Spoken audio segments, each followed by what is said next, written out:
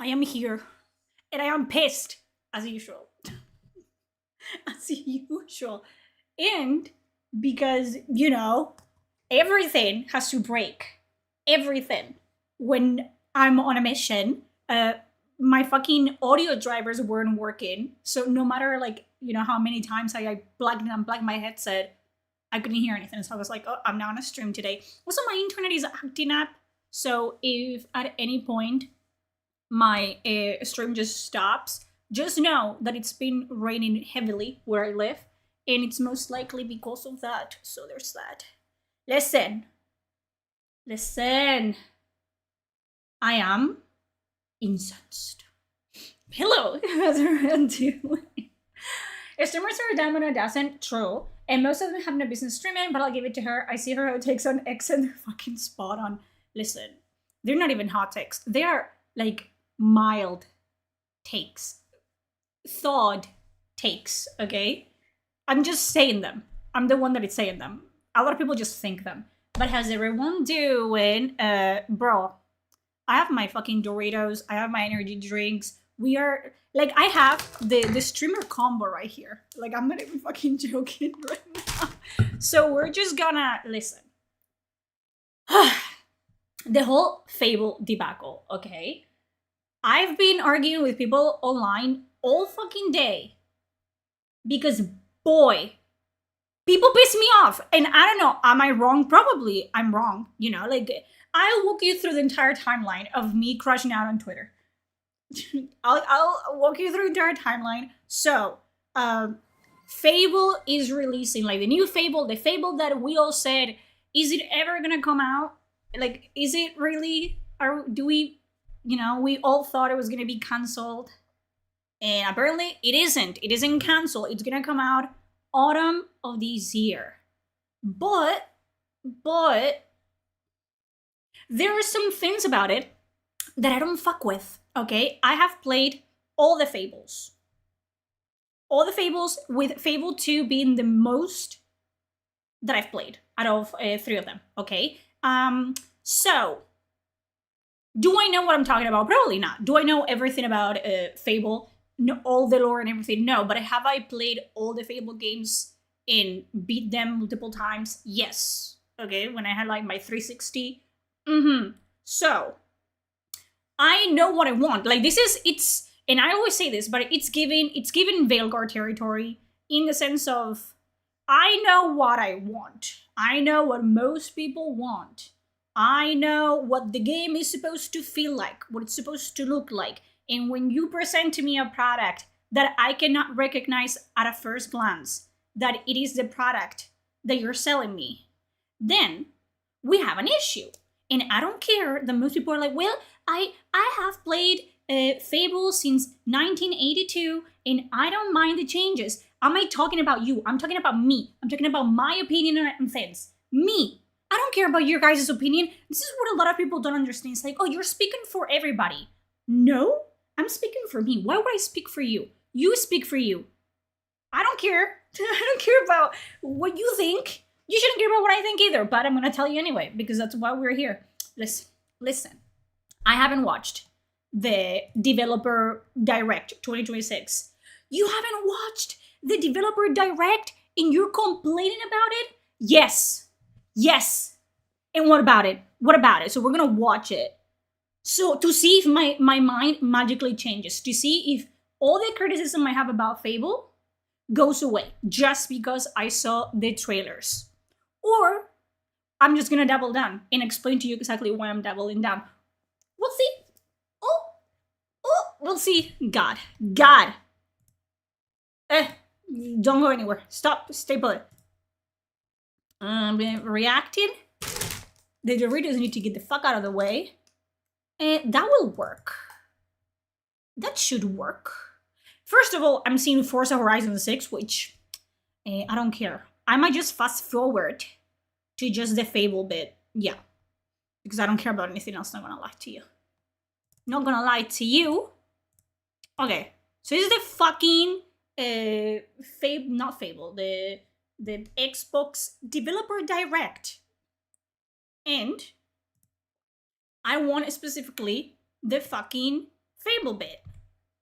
So this is in-game footage.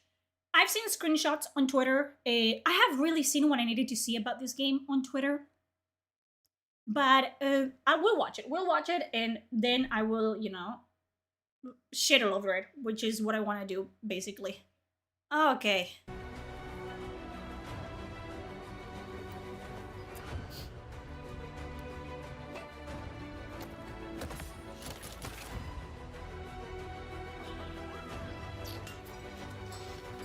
How can I help you, boss? Fancy a date?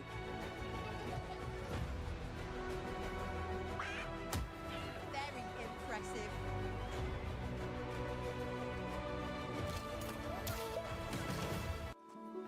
It's here that in a moment of extreme danger, your heroic powers first emerge, and we discover that you are Albion's first hero in a generation. But not long afterwards, disaster strikes. I love this. I love this already. I love it already. Why? Designed to reimagine the whimsical world of Albion for a modern audience with deep open world. We started strong. Why? This is gonna make me change my mind so quickly. It's gonna be woo. God. Oh my God. Your village, including your beloved grandma, are turned to stone by a mysterious stranger. Suddenly alone in the world, you'll set off on an adventure which will change Albion forever. Venturing out into the world is a huge moment because this is Albion like you've never seen it before. Why? Idyllic rolling hills, magical forests, bustling villages, sleepy hamlets, oversized vegetable patches, and stunning vistas. And because our Albion is truly open world, for the first time, Open world, you'll be bro. able to explore this rich and detailed world Sorry. My bad. My bad. Sorry. It's a gag reflex that I have. I'm sorry. My bad. Sorry if that triggered anybody. with the freedom to go where you want from early in the game. We can't wait to welcome you back to Albion's iconic capital city, Bowerstone. Home to Fairfax Castle, the Old Clock Tower, and the legendary Heroes Guild. It's a huge city, full of contrasts. Rich and poor, nobles and commoners, royalty and criminals. You'll spend plenty of time here during the game as you discover the secrets of the Heroes Guild and its reclusive guildmaster, Humphrey the Golden. In the north of Albion, you'll find mountains, craggy coastlines, spooky marshes, and the bleak, windswept city of Bloodstone. Here, you'll meet the leaders of two rival gangs, vying for power, and uncover the secrets of the sinister but extremely well-organized Cult of Shadows. Our Albion is beautiful, handcrafted, and richly detailed. In Albion, heroes are special, different. They're stronger than regular people. They're more skillful, more charismatic. More importantly, they're those rare humans who can harness and use magic in the world around them. And this is them, by the way. Like, you can see that the portions where they're, like, speaking, the frame rate is more stable. When it's in-game footage, it just goes to shit. Like, that's Do on what them. they want. And so do you. In our game, we want you to play as the hero you want to be. And that starts with being able to choose how your hero character looks. So, in Fable, you'll be able to pick from a range of different character heads and customize your clothing, hair, skin tone, tattoos, and scars, so the hero you play represents you. But as well as your appearance, you can be the hero you want to be through the way you play, through the skills and abilities you learn, and through the weapons you use. Just like the classic trilogy, heroes in our game fight with a combination of strength, skill, and will. Also, it can be that, I don't know if this is like a screen recording of the stream, because these channels won't even wait until the live is out. They will just screen record and then do it quickly, so they're the first ones to get them, so I don't know.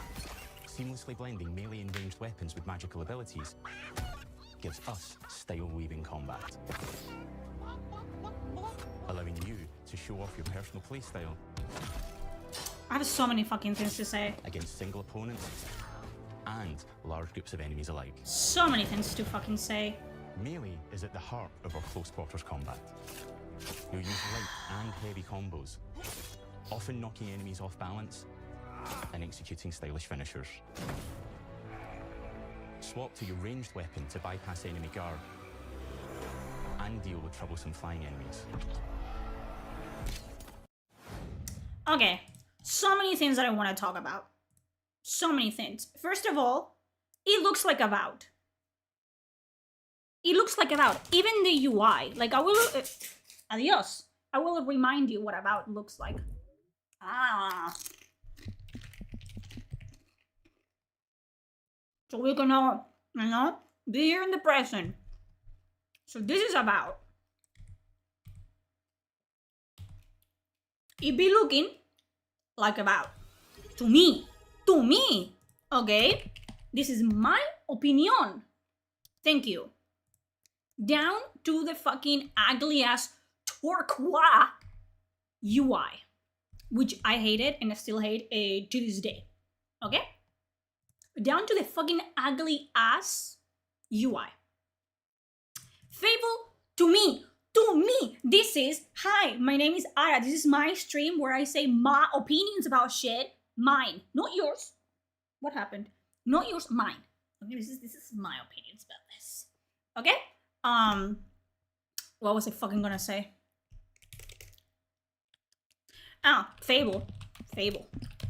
For me, Fable. The one that I remember, not this fucking...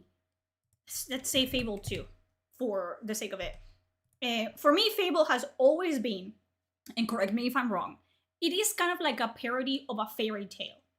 It's like you are just dropped into like this fairy tale where everything is theatrical and everything is dramatized. Everything. The look of the game was dramatized. The interactions with NPCs, the villainous of the villains, like everything was very like dramatic because it was supposed to be kind of like their own parody rendition of a classic fairy tale of, like a book fairy tale. That's my opinion. And I know that it's a product of its time, but it had that very like Fable look to it. Like you looked at the Fable games and they looked like Fable. Like they had like very like average looking kind of goofy faces. They like, I don't know what I'm talking about. Like look at that. Like the way they looked like they were in costume. Like all the characters, all the NPCs, even the shit that you could wear, it looked like, like a costume. Like people were cosplaying around in Albion. Like the children, like everything about it was just a cartoon. It was a cartoon, like parody version of a fantasy RPG. Okay. Then you go to the new one and it just has that like blended, sanded, kind of like what? Like it's not plastiline. Play-Doh look to it that all the new games have. That airbrush looked, which sure looks okay. Like this game doesn't look bad. It doesn't look like Albion and it doesn't look remotely interesting to me. Like visually, it doesn't look interesting at all. Then, for me, again, there was the binary morality system. So in Fable, there were the alignments. And they were like, oh, you can lean to this side or this side. There was no middle ground. There was no, like, oh my god, I am Batman. I am, what the city needs. Like, no. It was, you can be shitty to the point that you're such a fucking piece of shit. Like, you eat baby chicks and you kill millions of people and you enforce child labor. Like, it was just, you're such a piece of shit that you're gonna grow horns like a devil from what a piece of shit you are, right? Because in fairy tales, a villain is a villain. They twirl their mustache and they have like really funny voices and they have minions and henchmen. They're villains. And the other side is like, well, if you donate to the peasants and the commoners and you're nice to them and you bake them pies and you adopt a child, then you're gonna earn your halo, and you literally get a halo, like an angel halo, because goody two shoes in fairy tales are goody two shoes, and you know they get like little cheer up wings and shit like that.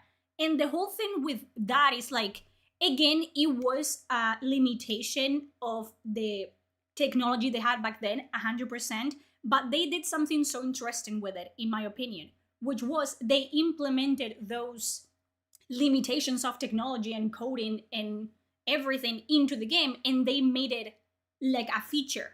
They made it an iconic feature that then you had like pure. If you never sleep with anyone, you're pure. And if you sleep with everyone and more, you're corrupt. Like, and your character visually would change to accommodate those stereotypes, because that was what the game was about. That was the tone of the game. It was supposed to be on the nose. It was supposed to be like, oh, you're either good or evil. You're, you know, this. It wasn't about trying to lecture you about the morality choices that you could make. Like, Fable has never been Baldur's Gate 3. It has never been about having 1,001 choices about every little thing and shaping your character into. No, it was about playing as girl or boy. And you went around gallivanting around. You didn't even like care about the way, you know, your character looked, because you just went around and bought like a pompadour wig and then wore like a pirate outfit that you bought in a town, and you looked like a fucking douchebag. And that was that was Fable. And then you found condoms in someone else's house and you stole them, and then you slept with a man's wife and killed him and married her, and then you killed her and married someone else. That's Fable. Fable doesn't make any fucking sense. It doesn't. And all I'm hearing is people like, well, you know, they're introducing a, because if you don't know, sorry, if you don't know, I'm fucking jumping the gun. If you don't know, whoever the fuck is making this, what are they called? I don't know. The new Fable is not gonna have visual changes for your character, depending on your choices. It's not gonna have them.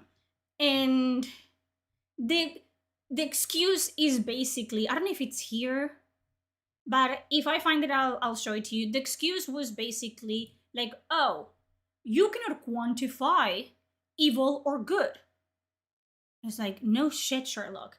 It's a video game. It's a video game. It's a parody of fantasy RPGs. It's a video game. And Fable did quantify good or evil because that was the point. It was like tongue in cheek, like, like, now you have a halo, boop. Now you have horns, boop. And that was the point of the game. It was like I don't get it. I've been trying to explain it to people. I have. And not all moral choices are subjective. There's objectively evil choices that you can make. In previous Fables as well, like a lot of people are like, well, they're going for like a subjective morality system where if you kill someone, there's gonna be people that are gonna be, you know, in favor of that because they hate that guy, or other people are gonna hate you because they like that guy. And it's like, that's cool. That is how other people view me, view my character. But if my character sets a fucking orphanage on fire, that's an evil action that I did. It doesn't matter that, you know, someone like a fucking crazy grandma in town fucking claps when the orphanage burns. That is objectively a bad thing to do. Therefore, that should reflect back to me in the, you know, the Fable setting as you made a evil choice. Therefore, you're leaning more to evil adjacent than to good adjacent. There was not like in between, okay? I don't understand, and I tweeted about that as well. I don't understand with reboots and sequels where there are iconic things that everyone loves, or 99% of the player base loves, and they want to see in the new reboot or sequel, and they decide to just remove them for no reason. For no reason. Because don't tell me that, oh, they're just like, it's their Fable game. Because then there's the entire fucking character creation thing, which is not a character creator, by the way, and we'll talk more about that. I don't care about the look of this. Like, it's fine, but it's like... I am Spanish. Sorry. I am so... Like, this is the character creator. First of all, they only added the character creator because people were complaining left and right about the absolute, like, shitty character that they created for Fable. So the Fable girl, the Fable, like, face is this girl, which she looks fine, but it's like she's the most, like, common, like, protagonist ever. Like, I don't understand what they were thinking. Like, I get it, but at least make them look interesting. Like, make her, if she's what it was supposed to be like this, it was supposed to be like, like a semi-established protagonist. If you're gonna have that, and you're gonna have like, oh, the girl version or the boy version, which is what they did in the original Fables, at least make them look semi-interesting as a character. She just looks like a cosplayer. She just looks like someone you hired to get her likeness into your Fable game. So a lot of people were like, oh, she just doesn't look like a protagonist. And the backlash was so big that they added a character creator into the game. Except it's not a character creator, okay? It's not, like, I see a lot of people talking about it online, and it's wrong. The information is wrong, and they have done it on purpose so people, have something to be excited about of Fable, I guess. But it's basically, you can change the skin tone. Like, you have like probably like 5 options for the skin tone, and then you have different heads that you can. It's like, I don't know, like fucking grabbing the head of a Barbie and putting another one, something like that. You cannot go in depth to change everything about the character. It's not a character creator. Do we understand each other? So it's like, if you're gonna do that, don't do it. Because you're just bending the knee, but you're doing it in the most lazy way fucking possible. And it just goes to show that they have no backbone, by the way, because double down. If you're proud about your work, double down. Or if you're gonna backpedal, do it properly. Do it properly. But don't give me like a half-assed, in the middle, muddy fucking shit that I don't care about. Because what the fuck is this? What are we doing? The combat is okay. Again, everything reminds me of Avowed, so I'm not excited. One thing about Fable is that the enemies are supposed to look goofy. They're supposed to look cartoonish, which, again, this is why, like, I had that problem with Fable as well, like, because they tried to make it semi-realistic with and then they airbrushed the textures on and everything. It's like, okay, so this is semi-realistic, and people look human. It's like they look like humans. They don't look like humans with exaggerated features or anything like that. They just look human.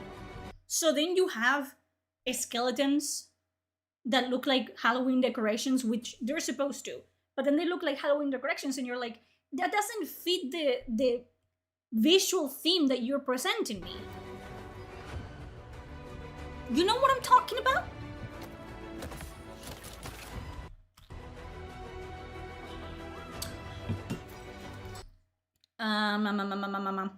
So I've also heard that there's like 1,000, and I'm not even joking, 1,000 NPCs, and you can interact with all of them. And people are like, oh my god, that's so fucking cool. You know what that reminds me of? Of a Starfield. How many planets you could explore in Starfield? What was the number that my boy said? Like, oh, there's so many planets in Starfield that you can go and explore. How did that turn out? How did that end up, like, panning out? Question for the audience, for the people are like, oh my god, that's so cool. It's like, yeah, it's great, it's amazing. It's like, but what about character depth? Like, you're changing things. You're changing the morality system. You're taking things out. You're adding NPCs. Are there gonna be interesting NPCs? 1,000 of them. I'm not joking. I'm not. This is not a hyperbole. Yes, that one. It's not. It's not an exaggeration. It is 1,000 or more NPCs that you can interact and marry and this and that. It's like, okay, but that means that they're probably going to be, very shallow, very bland. Instead of just giving me, listen, make a more reasonable number, make 20 like, not essential NPCs, but like very specific NPCs that have like an amazing background and they have this and that. And give me 20, 30. I'll take 30. 1,000 of what? 1,000 of what? Of exhausting their dialogue tree in 5 minutes? Is that what it is? Of having like a baby with them and then they never speak to me again? Is that the quality that we are talking about here? Like, more doesn't equal better. Like, sometimes less is more. Most of the time, I would say 99% of the time, less is more. Because no, I don't understand. I don't get it. And people are like fucking clapping. People are clapping. I don't get it. Can I help you, boss? Fancy a date? God.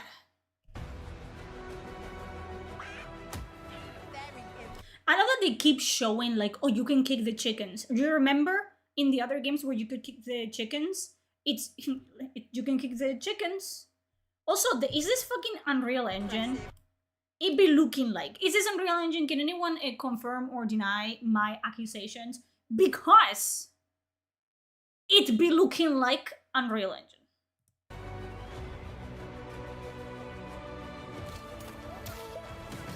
I love it. Again, it's not my fault that it's running at 3 FPS.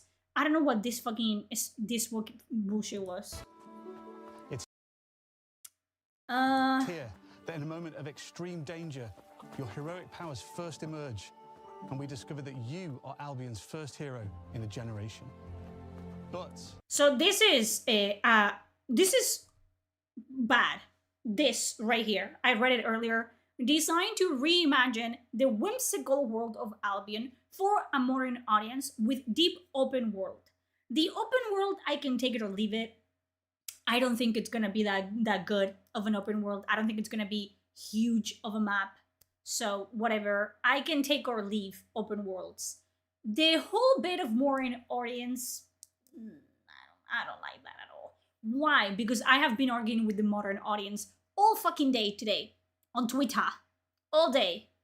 And I have come across fucking like pearls of wisdom, gems, if you will, diamonds of, well, it doesn't really matter if they remove binary morals and visual changes according to alignments. It doesn't matter because most people that are gonna play the new Fable have never even touched the older Fables. They don't even know there were other Fables before this one.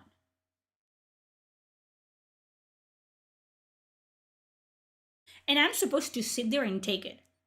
And I'm supposed to sit there and allow them to talk to me that way. No.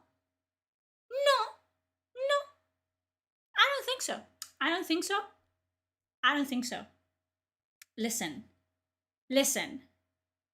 First of all, it's given, once again, like Avowed kind of rebranding itself to not be associated with, what was it? Was it Pathfinder? What was it? Pillars of Eternity. To not be associated, to be kind of like a soft reboot. Because they think, right? They think, oh, soft reboot. This is gonna be such a great game that we're gonna make like 4 more. Over my dead body. Not happening. This is a reboot. And they're naming it Fable. It's not Fable though. I've played Fable, and it's not this. This is Fable Andromeda. Okay? Are we on the same page? This is Fable Andromeda. It's not Fable. It's their attempt at Fable. And the fact that, it is advertised for modern audiences. I don't understand what that means. To this day, I still don't understand what a modern audience is. Someone that still sucks their thumb, someone that doesn't know how to tie their own shoelaces, someone that drools when they speak. Who is the modern audience? And why are we making games for them? They have like those games where you have to match the shape in your hand to the shape in the, like a square, square, circle, circle, triangle, triangle. They have those. They don't need video games. They don't play video games. So why are we fucking making games for them? Can we stop? I don't like it. I don't enjoy it. Okay, I'm gonna show you the absolute bullshit I've had to deal with on Twitter today. It's just, we love to see it. We love to see it. Listen. I've been yapping about this all fucking day. All day.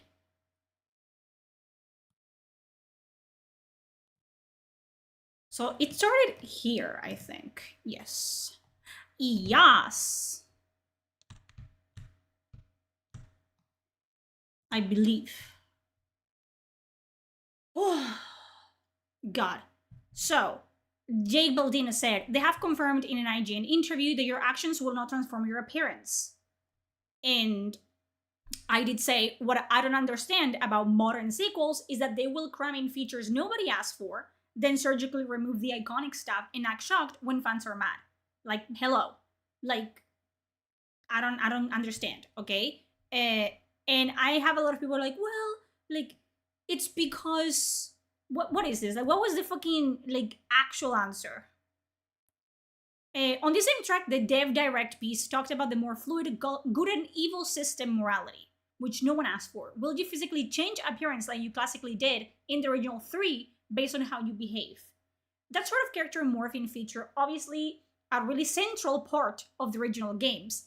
It's not in ours. I love how in the first fucking sentence that comes out of this man's mouth is like, oh, it is a central part of the original Fables. Not in ours. We are different. Oh my God. And I'll tell you why. There's probably a couple of reasons. You don't know? One, I guess it's about that high level principle I was talking about, that there is no objective good and evil. It's a Fable game. There is, okay? I can eat baby chickens. I can eat chickens.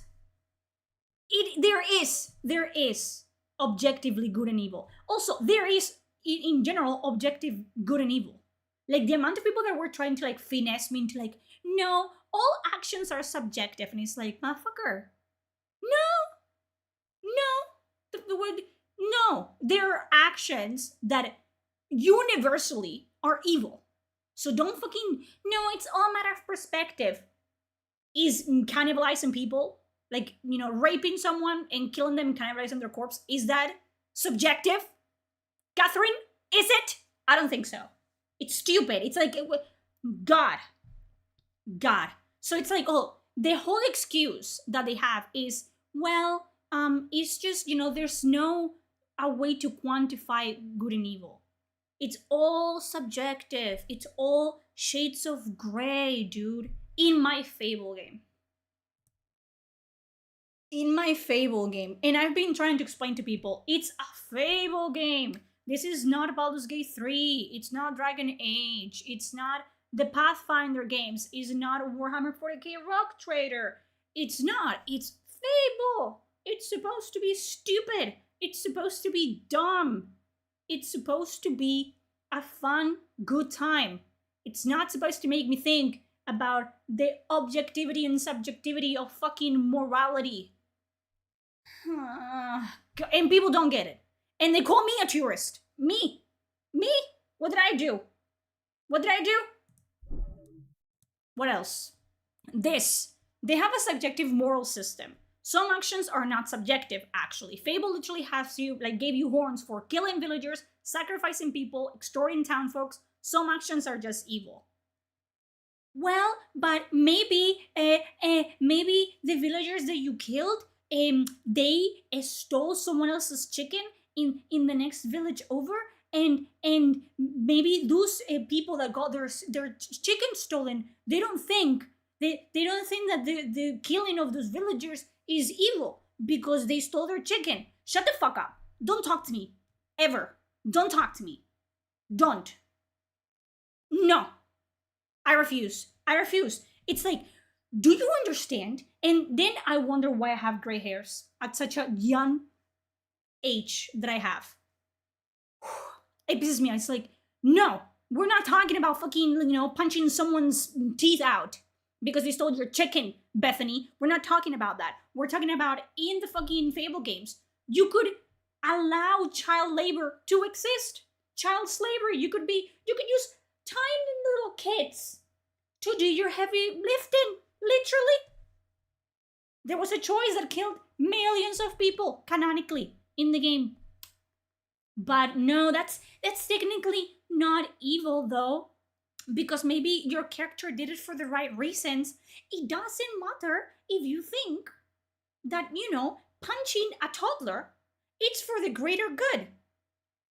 Universally, you're going to jail. I'm sorry that I have to, tell you that. But it's like, and then I say, more in sequels and reboots are basically a ship of Theseus problem. If it has the same name in universe, but the core mechanics, tone, and iconic features have been stripped out and replaced, is it actually the same game, or just a different ship wearing the old one's name? Which is all the fucking reboots of the past 5 years. Like, Javi here said, well, the Doom one in God of War, and then I say, yeah, in Dragon Age the Veilguard, in Saints Row, in Mass Effect Andromeda, and Back 4 Blood, okay? To conflate this fuck. Do you think I'm not prepared? Do you think I'm not ready? I don't have one in the chamber at all times, ready to go? Don't argue with me on Twitter. You're gonna end up fucking scolded. You're gonna end up fucking... because I have no chill, and I'm always ready to argue.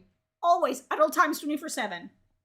But it's like, all the reboots, especially RPG reboots, shit, because they're not made by the same people. The people that are making it have they have no respect and give zero shits about the original fan base and the original work they are ripping off, basically, to make a fucking, Frankenstein monster aberration out of.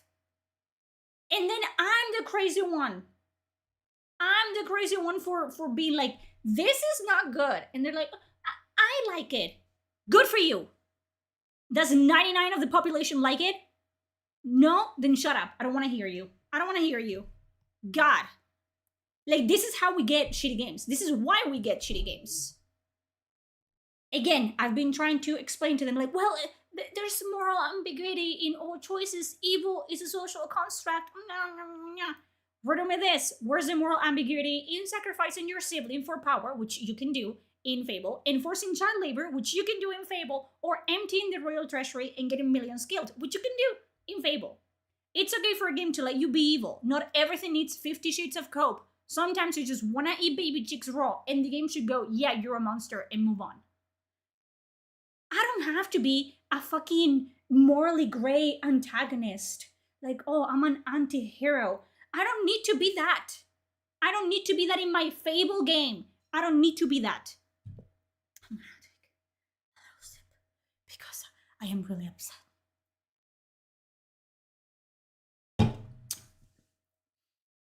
I don't need it. In any other RPG, I would be the one being like, oh my god, good call. Great call. Give me more options. Give me more, nuance and stuff. It is not Baldur's Gate 3. It's not Pathfinder Kingmaker. It's not Dragon Age Origins, is it? It's Fable. It's a stupid fucking Fable. Why are you trying to lecture me on fucking moral ambiguity in Fable? No. I don't want to hear it.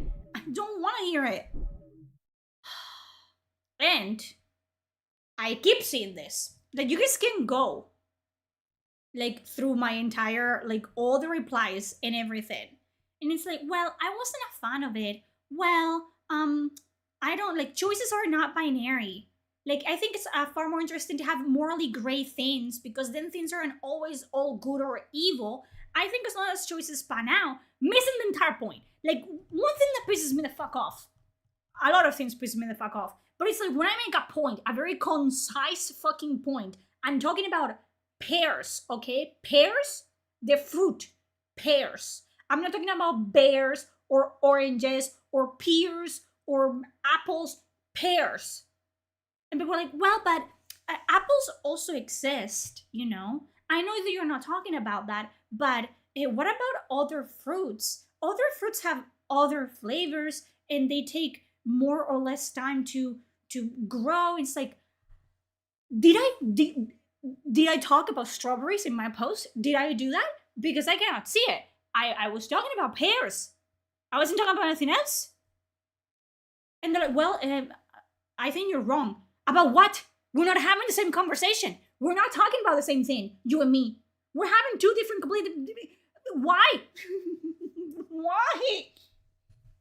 Why? Why?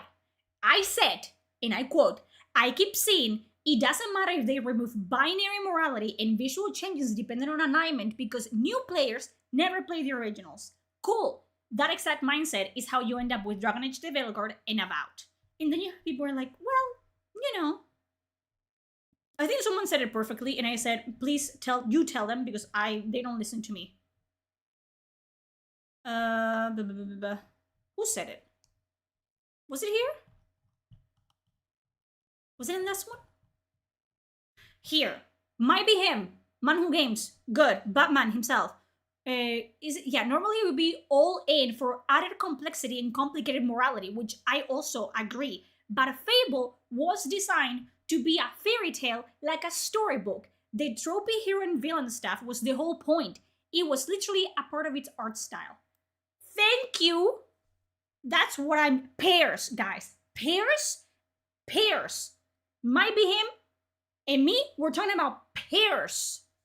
Pears. And then you have people talking about apples. Apples all over the place. Apples. Who asked about apples? Not me. I don't care it. I don't... Come on.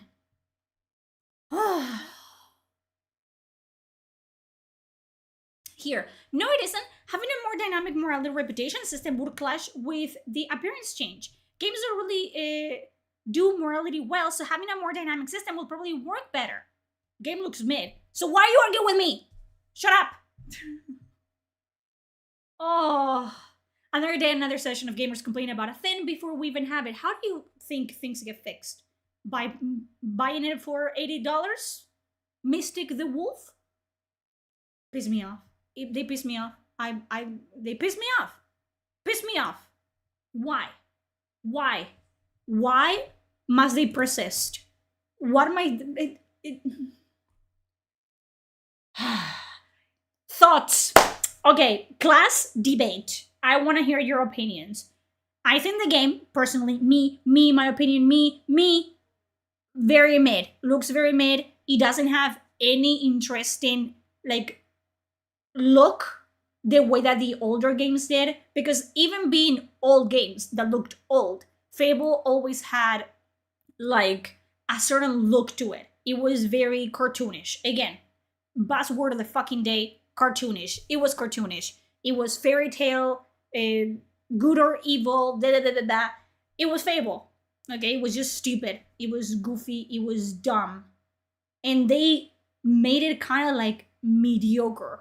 It reminds me a lot about Avowed, which I hated, by the way. I played 6 hours of Avowed. 6? 10? I don't remember. I kind of blacked out through the entire thing. But I played enough of Avowed in ass. Ass, visually, gameplay, story-wise, ass. Ass. Yes, I miss stylized games. I don't know what the fear is with looking original. Having a game that looks original. Because, what are we doing? What are we doing? It just looks like a run-of-the-mill video game. It looks like a game. And I don't want to play a game. We're talking about Fable here. Like, I don't understand. And I do understand because it's appealing to a mass audience, which again I do not understand.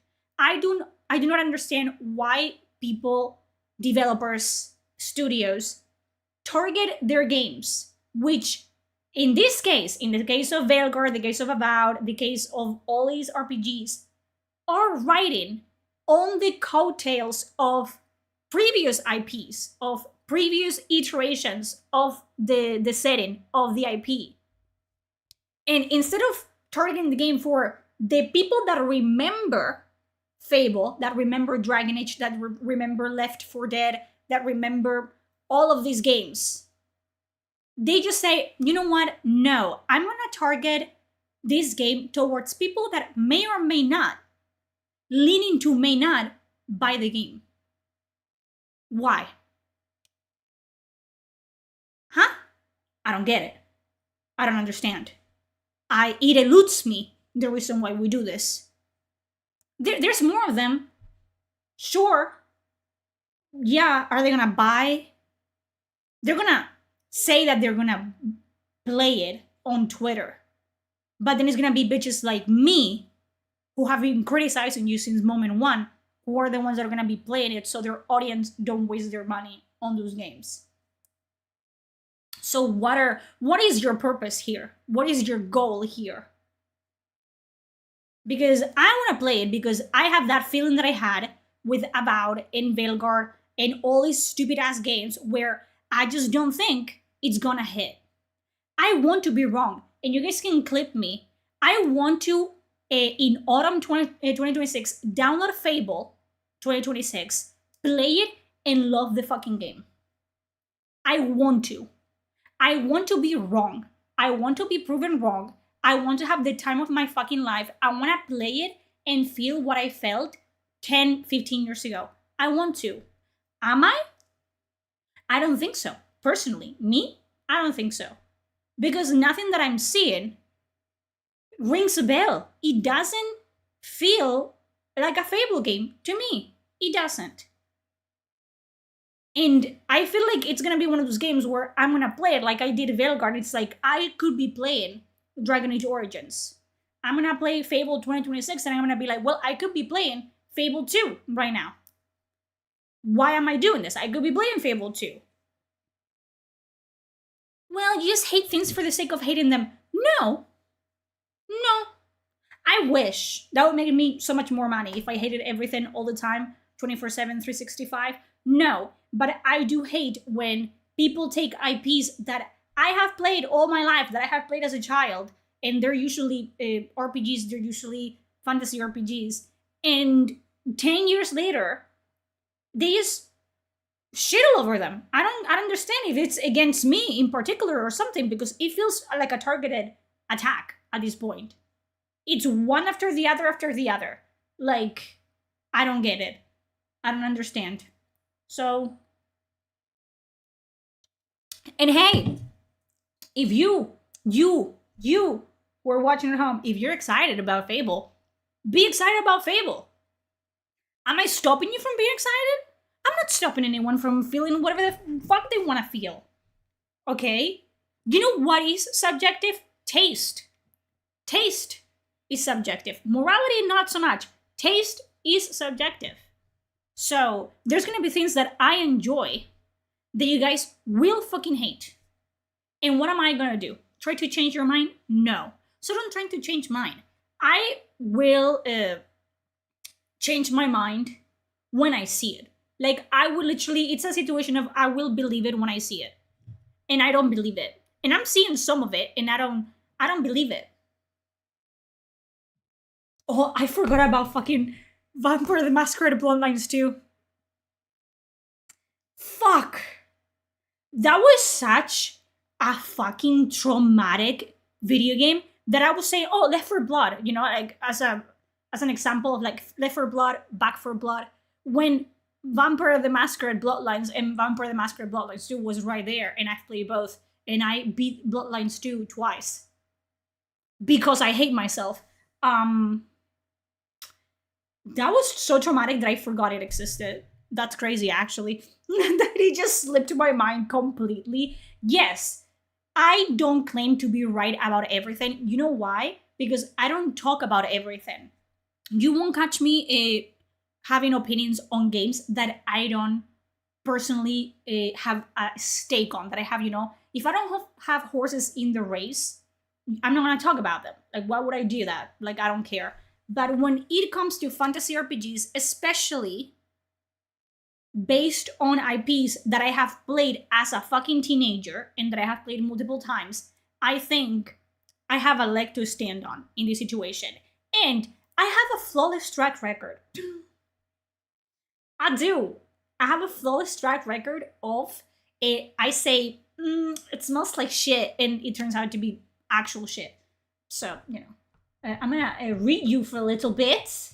I'm gonna go back. My main problem with the new Fable is that the realism art design, while the original Fable were stylized, they gave up a sarcastic fairy tale from Terry Pratchett. Yes, this reboot reminds me of a Netflix adaptation. True, Lepil. It just feels like a sanitized version. It feels like an adaptation of a book or something that no one ends up fucking liking it. When the presentation opened with "what does it mean to you to be a hero," but didn't add "or a villain," I was already squinting my eyes. Good catch. The entire time, and I think that was the thing that they did with Fable of like, you can be a hero or a villain, blah, blah, blah. But in here, it's like, oh, you can be a hero or a hero or a hero. Because being a hero is subjective. You eat raw chickens and you kick old ladies and set fucking orphanages on fire, you're still a hero, because at the end of the day, we're gonna streamline the ending and you're gonna save the world of Albion either way. So you're a hero. So I love that. Yeah. People complained about ugly Sonic before it came out, and that got fixed. People complained about the ugly protagonist that they did, because they ugly fight. Like, I think the facial model for the Fable 2026 protagonist, she's a model, most likely. She's not ugly. But they made her super, like, average and whatever for some reason. I don't know the reason, but I'm gonna say it because I'm gonna get canceled on Twitter. And people complain about that, and that's why they added the last minute character creation, which is great. Yeah, I think it will be an average game. The writing will determine if it's any good. We haven't seen much of the writing, have we? We have seen, like, in-game footage and whatever, but we haven't seen, like, I'm assuming that the closer we get to autumn 2026, the more we're gonna see of terms of gameplay, like actual quests and stuff like that. I want to see. I'm gonna be playing the original Fables, so I can reacquaint myself with what it's supposed to be a Fable. I remember Kingdom Come Deliverance 2 gameplay. They showed you can be bad, Henry literally killing people, causing chaos. Do they show anything like that? No. They only show the hero part. Because, and that's the whole thing with, like, moral ambiguity. Like, you can be morally gray. It's like you don't commit. And that is a very heavy problem of modern RPGs, is you're not allowed to be truly evil. Like, you can be evil in the sense of you can be rude. You can be, I can kick a chicken. That's as evil as you can be. That's it. But you cannot truly be the definition of a villain evil. And I wonder if they're gonna do the same fucking bullshit in here. It will be made. I'm getting Velgar vibes for some reason. The character creation was 100% just an add-on after they saw the backlash. Yes. And in fact, they were like, oh my god, a character creator. Like, I was, they added a character creator. Fine. I'm skeptical about it, sure. And then I think it was Amorata on Twitter, a lovely mutual of mine. I love her. She said, don't, get your hopes up. It's just like a changing, like, 5 heads, 5 skin tones, and that's it. And you're like, that's not a character creator. It lost the very brand recognition to be a Fable. Yes, it's in the name, isn't it? Be like, it's a Fable. It's supposed to be a fairy tale, a cartoon fairy tale Fable. And it's like, yeah, people don't fucking understand. People don't get it. They're trying to adapt to a sort of more nihilistic view of fairy tales, catering to an outdated social narrative. This is because this game was conceived like 5 years ago. That, you just hit the fucking nail on the head. This got cancelled. I think it got cancelled once, this Fable game. And this was conceived. This idea was created, it emerged in the peak of DEI writing. No, I'm not talking about that. You guys know what I'm talking about. But in the peak of, like, you have to be politically correct. You have to be very, round around the edges, sanded down. That's what I'm talking about. So we're probably going to see a lot of that, which doesn't fit the tone of Fable at all.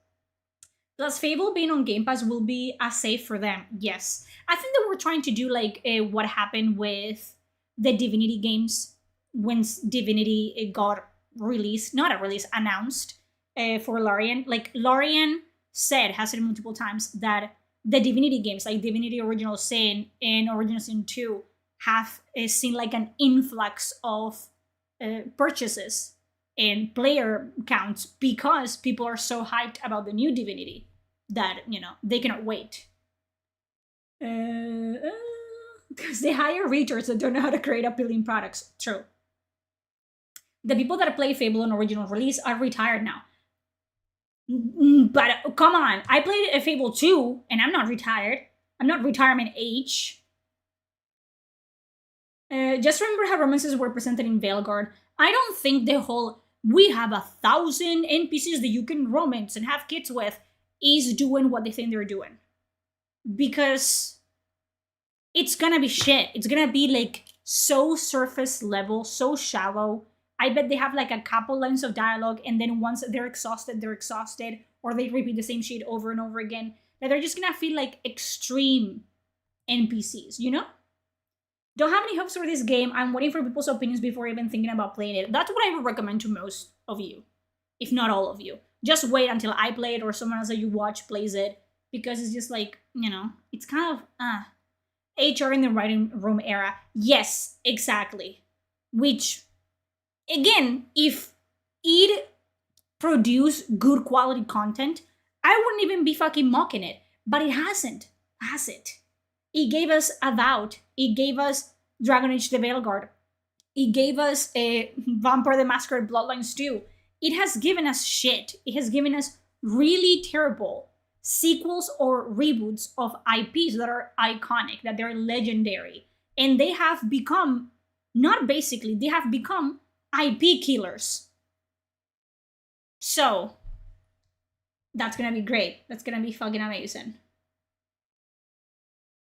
In a Star Wars Outlaws, you were not an outlaw. God. You can be morally great if evil is not real. Exactly. Something that I didn't see anyone mention, in the presentation they show a brief moment that was clearly an in-game cutscene with the CoverGirl's hero model in it, so now I wonder how will the game render our characters into the cutscenes, if they are pre-baked or dynamic. Good fucking question, true. We see like a very high quality cutscene with the main girl in it. Did they think about this? Are they gonna slap like a fucking stupid ass helmet on them or something like that? Oh. God. Why are they not promoting the villain or being a bad guy in Fable? Like, I don't know if they, in the original trailers, like the original Fable trailers, there's like, you can be this or you can be that. Probably. Let me check it out. Yeah, the choose your path thing. Let's see, I haven't watched this. So let's see if in the original, this is E3 2008.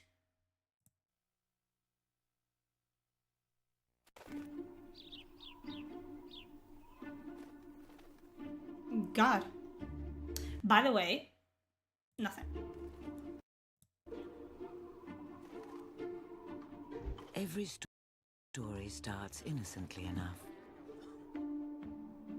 Yours is no different. Until the day the story changes, and the little that you have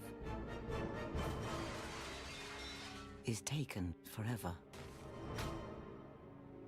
This is where the story really begins. There's no dog. I forgot momentarily to tell you there's no dog in this. To add insult to injury. At the path to vengeance. For every battle, a weapon. For every cause, a champion.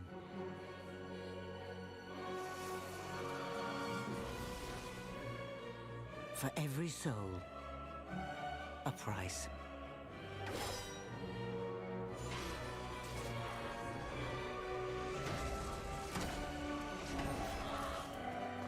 For every choice, a different destiny.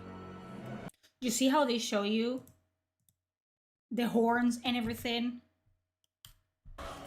And then speak about heroes and this and that. What about Fable 3?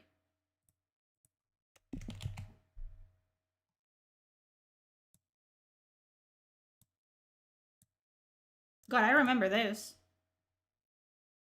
We're playing the Fable games, by the way. I'm sorry. Can you not fucking mute my entire shit? Thank you.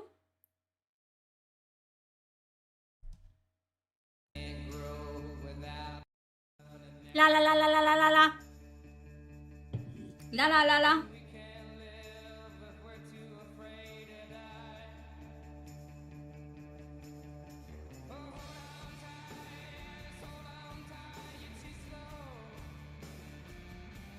God, the look of this. This is Fable. You look at it and you're like, this is Fable.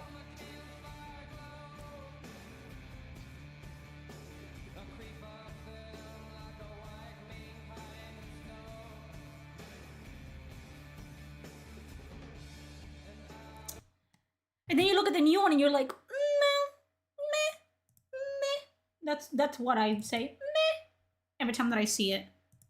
It's just lame. It's just like, there's nothing about it. Nothing. I don't get it. I don't understand. Why is it so, ugh. It's bland. It's like giving I don't know, going to a restaurant and be given oatmeal and then having to pay $80 for it. I don't want to eat oatmeal. I want to eat Fable. God Hand trailer.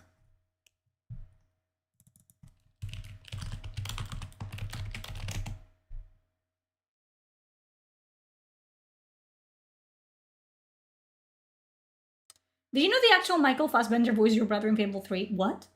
No? God, I don't know. And the more I see things about Fable, the less interested I am. I want to see if I find like the whole like Fable 1,000 NPCs situation. Because I'm not making it up, okay? I'm not making it up. Like, it's just so stupid. It's just like so dumb. So it says, Fable, the upcoming open world fantasy RPG from Playground Games, has 1,000 fully voiced NPCs. And if you do the right things, you can marry every single one of them. God.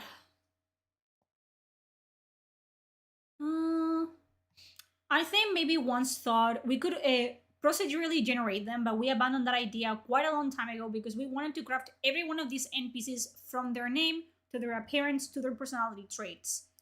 Bullshit. Bullshit when 1,000% of them look like fucking like Unreal Engine assets. Shut up.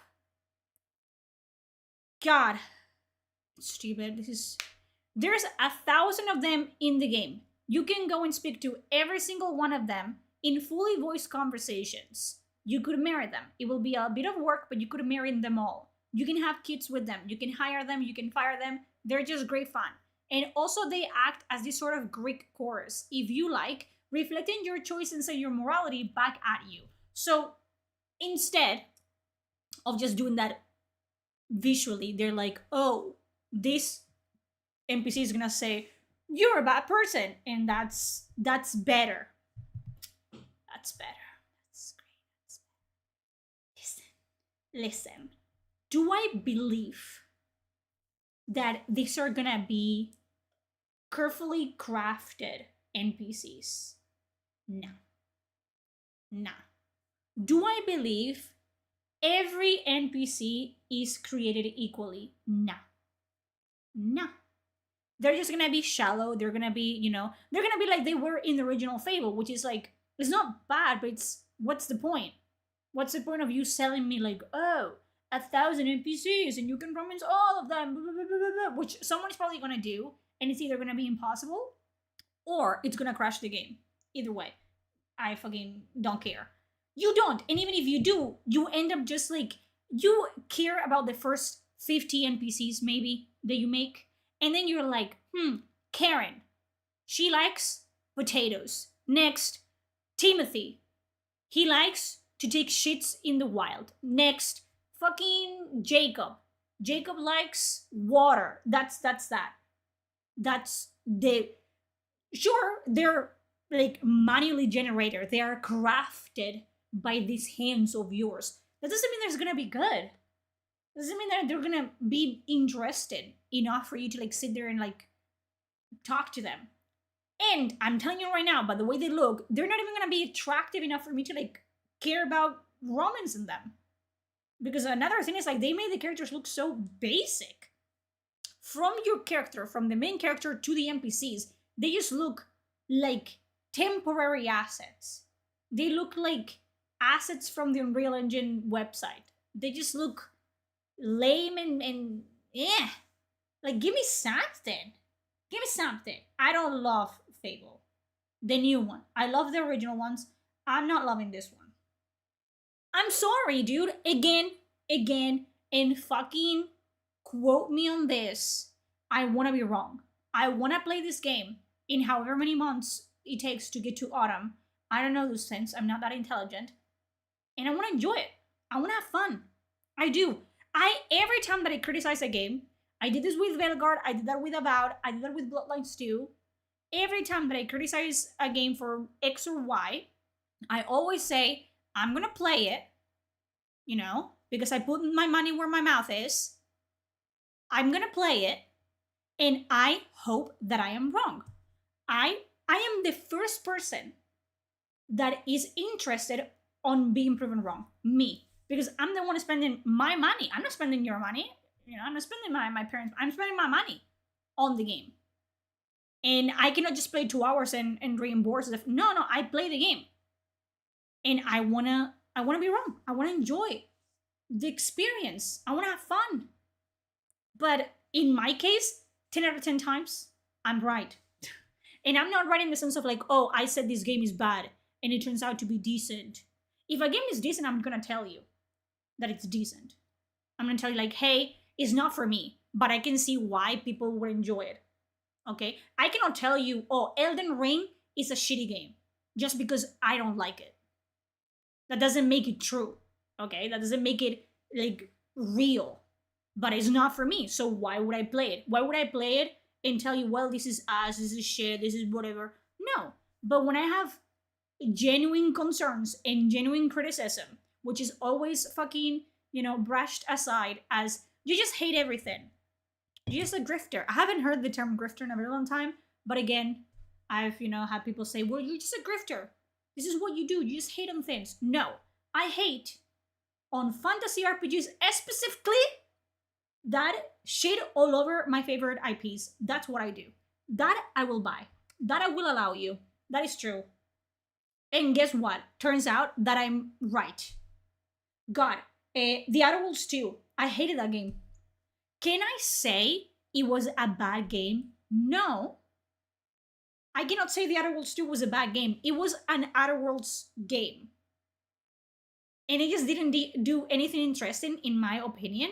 And it was one of those games that I was okay playing. Like, I didn't really care about when I was playing it. Like I would play it while I was watching something else, which I don't usually do when I'm playing RPGs. When I play an RPG, I want to be, at 100% focused on what I'm doing because I want to know what the fuck I'm doing, like what's happening in the fucking plot. But it wasn't for me. Like I stopped playing it and then I didn't pick it up again because I just simply didn't care about the Outer Worlds. Like I forgot I was playing it. Okay? But I cannot say it's a shitty game. I can say that Bloodlines 2 was a terrible fucking game. From writing to voice acting to plot to combat to everything except the music. And that's because the guy that made the music for the original Bloodlines made it for Bloodlines 2. That's it. That's it. I can say that Veilguard was a shitty game. Maybe not from a combat perspective, because that improved technically on the ARPG that it was introduced in what? I don't even want, like, it kind of changed. The combat completely changed. Because I feel like the other games were both RPG, like CRPG and ARPG, kind of like a mixture, and they kind of make it work. Veilguard did what the fuck, the God of War in Howard's Legacy combat, which is technically on paper better, but I didn't particularly care for it. Also, just seeing the same enemies over and over and over and over and over again, and having not really, I just had to smash the buttons and be like, blah, blah, blah, blah. That's all I had to do. I didn't really have to think. I didn't really have to strategize anything. I went from playing, I think it was hard, but the enemies were they weren't harder to fight. They were just bullet sponges, which made them longer to fight and more boring to fight. So I just switched to easy. So the combat wouldn't take me, an hour. Because that's what they want you to, they just want you to feel like, the combat is so hard, it's so engaging. No, it isn't. It's boring. And then the story was a fucking mess. The lore was a fucking mess. The characters were a fucking mess. So I hated it. I had a headache every time that I finished playing Veilguard. What else? Avowed. Avowed was terrible. Avowed was terrible in every fucking aspect. You just hate. No. Avowed, the look, I can buy it, okay? Like, neon, purple, blah, blah, blah, whatever. In the setting, in the portion of the map of Pillars of Eternity that they are, maybe I could take it or leave it that there's neons and bright colors and whatever, sure. But then the style of it was ass. It was the airbrushed style that all the fucking fantasy, like first-person fantasy RPGs and even third-person have for some reason. Enemy design was ass. Just every single mechanic of the game, you could not attack. Like I remember, you go to the main town and there's this NPC and he's talking shit, right? And if he's talking shit, I do think, especially you think first-person RPG and you think of Skyrim, right? A fucking NPC in Skyrim is talking, it's flapping their little fucking lips at me. It's talking shit. And I can decide, with the consequences attached to it, I can decide to hurl a fireball at his face. And that's gonna get me, thrown in jail. It's gonna get all the town guards to go after me. Sure. But I made a choice. And that man doesn't have a face anymore. Cool. But then you play Avowed, and a fucking NPC is talking shit to you, and you try to shoot him in the face, nothing happens. Not only are they not, they're unkillable, but no one around you reacts to the fact that you just shot a man point blank to the face. But then, 30 seconds later, you have a conversation with that NPC, and now you have unlocked, you have, sucked the immortality out of him, and now you can kill him. And then it introduced parkour. Parkour! A first-person action RPG. It introduced parkour. Which means all the chests were in rooftops for some reason, instead of allowing me to go into houses, like a Skyrim does, for example. Just let me go into houses and steal shit, like a proper RPG. That is the RPG, genome right there. The core essence of an RPG is allow me to go into someone's house or tavern room and steal their socks if I want to. You can, but you have to steal the specific chest that this person hid in the rooftop for some reason. So no, I didn't enjoy any of those fantasy RPGs for reasons before mentioned. Not because they're woke and they're bad video games. I didn't play them, but I can tell you they're no. If I'm gonna talk shit about something, I'm gonna play it. I'm gonna tell you exactly why, even before I play them, why I don't like them. And you can take it, you can leave it. Like, who cares? Who cares? No one cares. You know? But I just like this trend of taking established RPGs and just making them into the most bland video game. Like, it's like a fan fiction, except I've read fan fiction that is 1,000 times more engaging than this. You know? It's like, okay, so this is like a 12-year-old's first fan fiction where they don't know anything about the lore, they don't know anything about the setting or the tone, and they're just saying things. They're just throwing things into the paper to see what sticks. It's like, okay, but I would rather be reading another fan fiction or, you know, I don't know, reading the book, watching the original fucking movie this is based on. Anything but this. It's just, how do you take, and it's always IPs that they're flavorful, you know? They're spicy. There's a little hint of spice in there. And they managed to just fucking wash them. You know, it's like you have a piece of chicken and it's seasoned and crispy and just nice. And they're like, but wait, have you tried this? And they just fucking take all the batter out and they rinse it on the fucking, you know, on the sink, and then they fucking bleach it just to make sure there's not a fucking hint of flavor in there. And they're like, this is much better. This, everyone will enjoy. I don't think so. Personally, I don't think so. But that's my opinion. That's my opinion.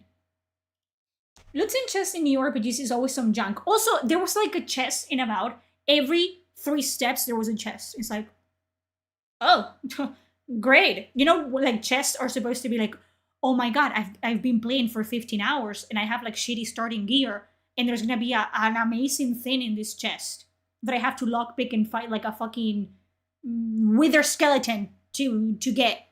No, every 2 seconds there was a chest, and it was like, oh, I just upgraded. Oh, I'm just gonna get this piece of gear that it's slightly better than this one. It's like, oh, I'm just gonna get that piece of gear that it's slightly better than the one that I just got 2 seconds ago, I guess. And it's just like, at some point you just, and that happened with Veilguard as well.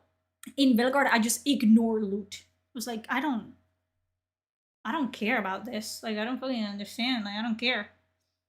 Cancel culture that destroyed gaming. Yes, it's like the right thinking destroyed gaming. Just modern audience. Like the concept of a modern audience, because they don't exist. They're the parents. They don't exist. Dragon Dogma 2 is so bad. My friend told me it's getting good after 90 hours. Like, nah. That's the same bullshit of like, well, this show is really good. It just gets really good in season 2. Do I look like I have time? No. No. No, thank you. What is your credit card number? Write it down. 1, 2, 3, 4, 5, 6, 7, 8, 9, 10, 11. Do you get it? Do you get it? I recommend Dark Arisen over 2, yes. Dragon Dogma, the first one, again, a product of its time, but all the junk, it's fine. Like, they're like, oh, these games are old as dirt, and they're junky as hell. Yes, we know that. We know, but the game itself, everything else about it's so good that you put up with it. Or, better, you forget that the game is junky, like 2 hours into it, or even less. So, but when a game is just lame and mid and just mild and bland, if there's something glaring about it that you don't enjoy, because everything else is so subpar, it's even more stark, it's even worse. God, I don't know. In Valguard and all the games with auto loot, the loot is just some junk materials of gold. The fucking inventory, I hate whatever inventory and gear system they did with Valguard. Like, in my RPGs, I like, I don't know. Like, I like choosing what gear I'm gonna wear, like the hat and the gloves and this and that. I hate the whole like, oh, if you wear an armor piece that it's on the chest, that's for all your body. And then you have an amulet and another amulet. I hate that. What games do you like? I like Tetris. I like Pac-Man. What else? I don't play much else. No, I like Dragon Age Origins. I like Vampire the Masquerade Bloodlines. I like the Warhammer 40k games, like the RPGs. Rogue Trader in this case. I'm playing Dark Heresy, the alpha currently. I like Baldur's Gate 3.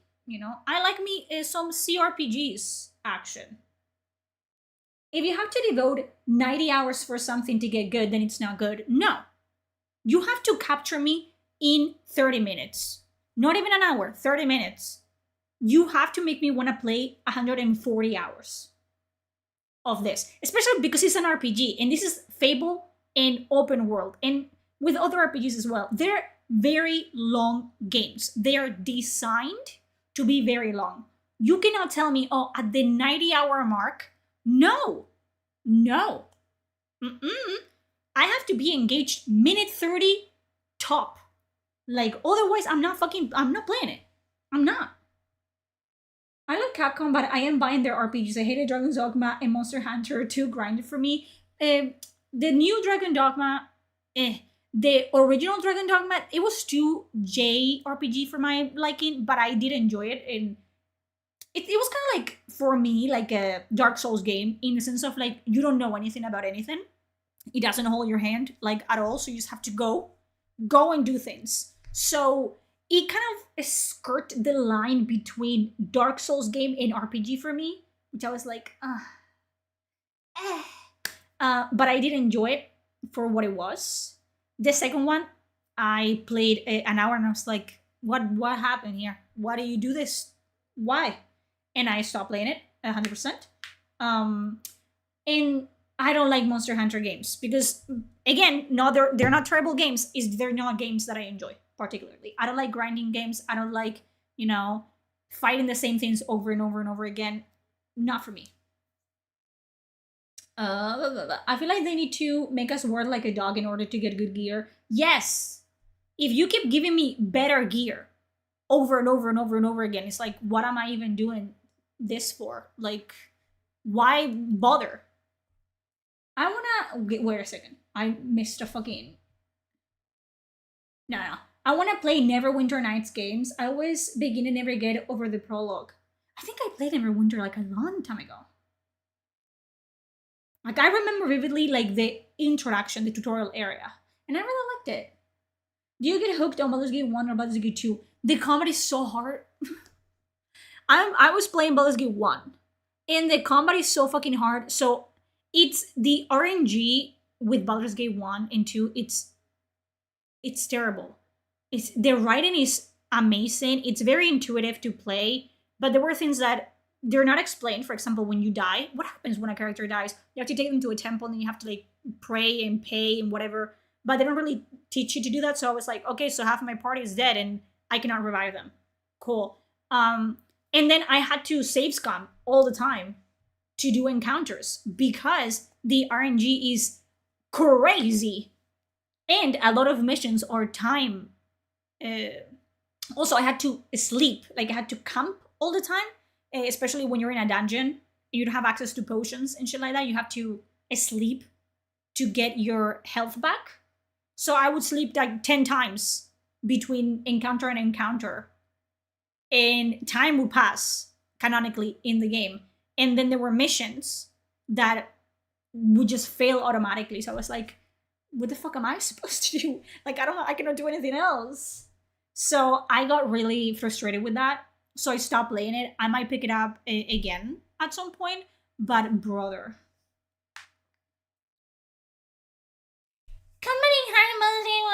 It is for me, okay? Maybe I'm fucking stupid, but it is for me. It's because back then those games used to, with too many books explain all the shit. Yes, like I was actually like on my second month, I was like, how do you revive? How do you do this? Thank you for the follow, Trackback. You asked me if I've played like the new Zelda games. No, I play the Game Boy Advance Zeldas. Those ones I play the fuck out of. I remember in that tiny fucking like I remember I had like the transparent Game Boy, and I played Zelda in the Pokemon that was Pikachu, like the Pokemon game that was Pikachu, and it was like a yellow cartridge. I played the fuck out of that. God. I don't know. I feel so much better now that I yelled. God. Therapy for what? When I have you guys, and you guys cannot stop me from yelling at you about things that I want to yell about. God. Golly. Ugh. I just need to get things off my chest sometimes because I be arguing with people on, which I love arguing with people on Twitter. Like I say, like, oh my god, people on Twitter, I love arguing with people on Twitter. When I see like a target, a victim on Twitter, and I'm like, God, who was this bitch? So another fucking thing, I'm gonna show you.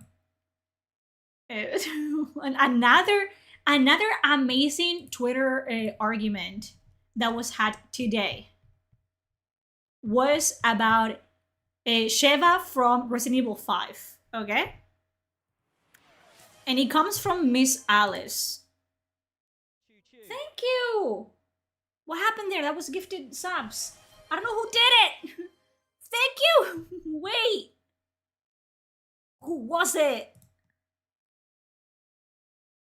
Oh, Alvius, thank you for the 5 gifted subs.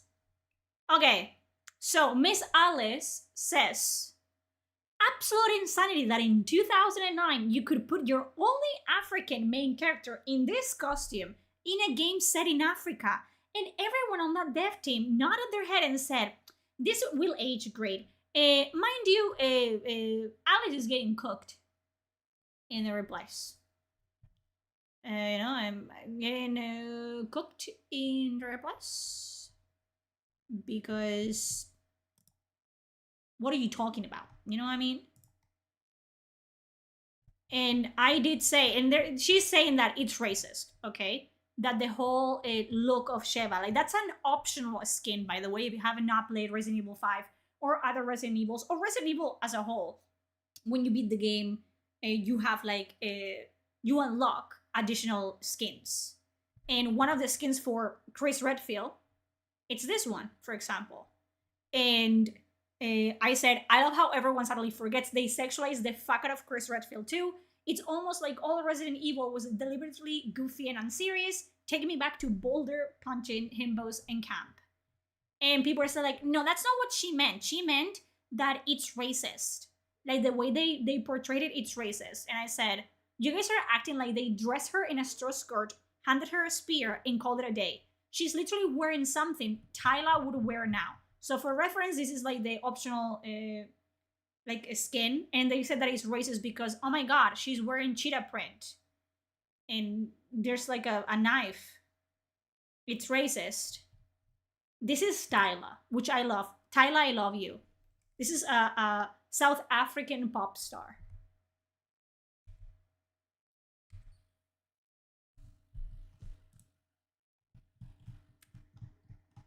Can we agree that this would be something that Tyla would wear? Because I think Tyla would wear the fuck out of this. It's just a case of people being like, and I did say, mind you, this critique is coming from the same people who complain that Chris Redfield, a white man, shooting black zombies in a zombie game set in fictional African country was problematic. I guess they expected the zombies to be ethically diverse and wait for informed consent before attacking. Because that was another point of contention with Resident Evil 5, was that a video game set in a fictional African country had black zombies in it. I cannot make this shit up. I cannot make sure. I can. And then there was some random lady that was arguing with someone else in my replies. And someone said like, oh, well, how is this racist? She was like, she was a white lady. She was like fucking white knighting for black people without asking them, obviously, as they often do. And I think she brought up the fact, she's an American, by the way. I think that should tell you all you need to know about what's coming next. But she said, well, it's like the Irish. The Irish adopted whiteness when they came to America because they had to. They were forced by their oppressors. I was like, do you understand what you're saying? Do you understand that Irish people are 99% white? And that if you as an American went to Ireland and told them, I'm a 2.5% Irish, they would pelt you with potatoes. They would spit you out of the country. Do you understand that? What do you mean? Why are we cosplaying oppression? Don't we have better things to do? Don't we have better things to do than try to claim that Irish people are somehow people of color? And that you as an American, because your great-great-grandmother was Irish, that you're also Irish and you are... Ah? ¿Cómo? ¿Perdón? I don't understand. I don't get it. I don't get it. Also, Sheva is, I think, the most liked dual protagonist of the Resident Evil games. I think that Resident Evil 5 is the game that I see people play the most with other people. It's always Resident Evil 5. It's Grace Redfield and Sheva. Always. And people love Sheva, and it's like, well, it's racist. It's so shut the fuck up. Shut up. It's why are we arguing about nothing? Why are we arguing about the air? Who asked you? Like, to unearth a fucking scheme from 2009 and act like, it's an issue in 2026. And I know that they're getting cooked in the replies, because what are you talking about? She looks great. When Americans say they're like 10% Polish, we do not care. Yes. So for everyone that doesn't know that they're American, for Europeans, if you claim to be Spanish as an American, I fully expect you to either have been born in Spain, speak Spanish fluently, and know how to make a paella. That's the bare fucking minimum, by the way. Bare fucking minimum. Like, I don't understand otherwise, Like, I feel like you can call yourself a Spanish if your mother or like both sets of parents or one of your parents is 100% from the country that you claim to be. Because for a lot of people, like Spanish people, like we do have different like DNAs. Obviously, like my children are not going to be the same white as, Americans' children's would be, because there's ancestry in Spain that it's from Arab descent and Roman and this and that. So it's more mixed. It's different shades of white is what I'm trying to say, by the way. At some point, it's just like, off-white and very white and less white. It's all white, though. But my children would be half Spanish because I'm Spanish. And they would be speaking. But if they don't speak fluent Spanish, they're not allowed to call themselves Spanish. Like, they're not allowed. If they don't eat tortilla de papa, they don't eat, paella, they're not allowed to call themselves Spanish. They can't. Also, they're Spanish and American, okay? They're not, you know what I'm talking about? But maybe in like, I don't know, fucking 5 generations from now, my great-great-great-grandchildren, they're not Spanish. They're not. You're either 50% or you're nothing. Don't bother. Don't come at me with like a fucking 2% bullshit. No. Either it has to be in the 2 digits and it has to be, 50%. That I can buy you. That I can be like, okay, I understand. But no. Don't come at me with the fucking 1% bullshit. Grimace, I just saw your ex post and liked it, so I want to say hi.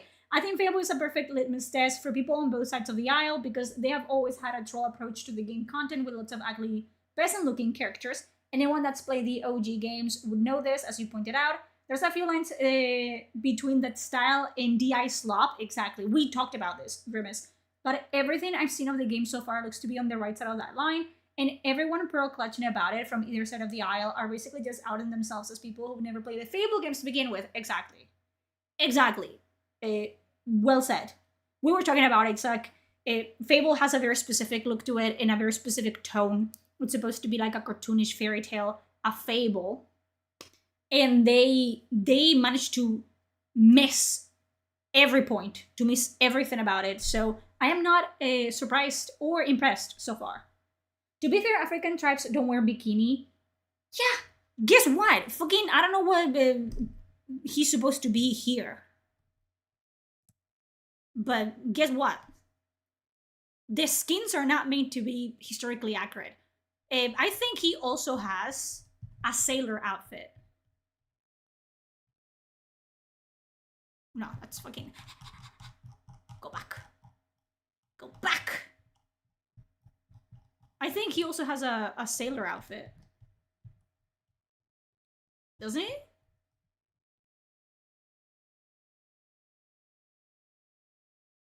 Look at that. Yeah. He has a sailor outfit. They're not meant to be historically accurate, guys. They're meant to be stupid. They're meant to be sexy. They're meant to be fucking, you know? Come on. If they grew up in the US, they probably integrated identity as American. That's what I'm saying. Like, I'm always gonna be, even when I live in America, I'm always gonna be a Spanish person living in America. But my children are gonna be Americans. They're gonna be Spanish Americans, sure. But they wouldn't identify as Spanish. They shouldn't, because they are not. It's a culture thing, right?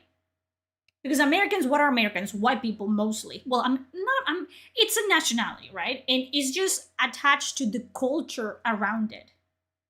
So if you have never experienced the culture and your parents have never taught you the culture, then you cannot call yourself Spanish or Irish, because it's not just something that is like, oh, it's not like, oh, I'm half black. It's not a visual thing. It's a culture thing. My joke wasn't appreciated. I didn't see it. They had to take her bikini off for full immersion. I didn't read the entirety of it. Sorry. Chris was going through a boulder punch in the face. Yes, I miss it every day. Listen, I'm just saying that, hey, call yourself whatever you want, but don't expect people from Europe, from the place in Europe you claim to be, as an American most of the time, to agree with you or talk to you or interact with you as you are part of the culture, because you're not. Because you're just an American. That's fine. I don't understand. Like, America is such a nation first, you know, country first society, where they're like proud to be Americans, except then they're not. Be American. It's okay. We're not better for being European. I'll tell you right now, we're not better. It's not better here. We're not more special for being European. Like, it is what it is. I started just ignore anything American when it comes to opinions. Not all of them are terrible, okay? I have to say that I'm contractually obligated because I'm marrying one, but it's just, from the other side of the glass, it looks pretty stupid when people are arguing about fucking, like, you know, blood quantum. Like, I'm this percent. Like, I think it's interesting, and I want to do like a DNA test at some point, because I'm just interested to see my ancestry. And I'm sure there's gonna be an, like, Arab, like, you know, vein somewhere. But that doesn't mean that I'm Arab. You know what I'm talking about? Or if I get, like, African, like, ancestry, what the fuck? Oh, my bad. It doesn't mean that I'm all of a sudden, like, 0.25% African. Like, no, I'm Spanish. I'm white, bro. It is what it is. Whatever. I don't really understand this Spanish American, African American. Like, you were born in America and you know nothing about those areas. Listen. I don't want to get into the debacle of African Americans and stuff like that. Again, it's culture, and that's not my place to say anything because I want. But I understand, and again, I said it like, if your parents, as an American, you live in America, you've been born in America, you've breathed and lived in, it's America, all America. But one of your parents, it's from Spain. In this case, I can talk from me because my children will be this. When I get pregnant and I push the baby out, that baby is gonna be learning fucking Spanish, okay? My Spanish, the Spanish that I speak in my land, that my native land. And they're gonna grow up with a mixture of, my culture, because I cannot just get rid of the way that I lived for 28 years. Like, there's gastronomy culture that I'm just gonna be taking over to America because that's just the way that I've lived my life for a long time. There is just social culture. They have family, like my parents, everyone from my side of the family, they're from Spain. They're Spanish. They're first generation, second generation, they're all Spanish. So they are gonna be half Spanish because they're both cultures are completely different, and they're gonna be getting a taste of both. My great grandchildren are not gonna be half Spanish. They're not, because they're simply not gonna have the same experience. They're not gonna experience the same culture differences, because at that point, I'm gonna be dead. My parents are gonna be dead. Everyone on they're just not gonna have connections with my side of the family, most likely. So they're just gonna be Americans that have, that had a great grandma that was from Spain. That's it. That's how that works. It's different when it's like a race thing. And then again, I am fully white, so not my place to say anything, but there's a difference between being mixed and just being 50% culturally something else. There's a difference. And a lot of Americans don't understand that because your ancestors were originally, which guess what? If you go further back enough, all the American ancestors were from the British Isles. Because history, that's it. So everyone can claim to be British if they want to. It doesn't make it true, but they can if they want to. Nobody's going to take them seriously, but they can if they want to.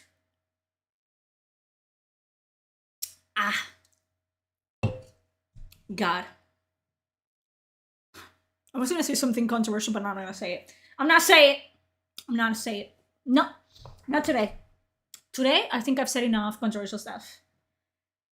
No, I'm not going to say it. You guys cannot fucking bait me into saying it. I don't care about my ancestry at all as well. I think it would be interesting from, oh, this makes sense. But I don't think it would, affect the way that I see myself. Because it's irrelevant. Imagine being British, not on my watch. France again forever. No. Just because we don't like the British doesn't mean that we like France. Don't get ahead of yourself. Fuck France, first of all. Can you imagine that I have, you see, so, about, I don't think it would show up as French ancestry, but my paternal grandma's side of the family, a little bit French, a petit peu. So, ew, I hate myself. I've said that multiple times, and I hate if I have any fucking, tiny blood that it's from France. That's why all my hatred stems from. God, that would be insane. I mean, they exist, right? French, Spanish, and French, half and half. That's a concoction. That is something else. That's like being German and Jewish. It's something ain't right about that. it can happen, but something ain't right about that. It's it's two opposite energies just fighting inside you all the time. It's cursed blood, yes. Those people don't grow up well in the head. None of them. Because there's two primal forces just fighting, like vying for dominance. France and Spain only got paid in common fare. Fair. God, we hate fucking France. We hate France so badly. Ugh.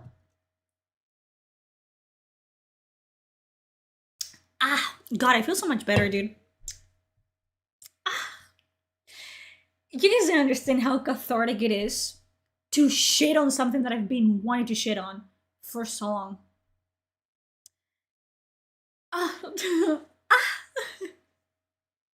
Because I'm right. Listen, I am right, and you guys get it. You know that I'm right. You know it. There's just something about Fable, and I'm doubling down. There's just something about Fable 2026 that stinks, brother. It stinks. And we'll see if, you know, my bullshit detector is right once again, or if it's bad. Do you really think Elden Ring was a bad game? No. I said that before. I don't think it's a bad game. I hate it, but it's not a bad game. It's a bad game for me because I don't like repeating stuff.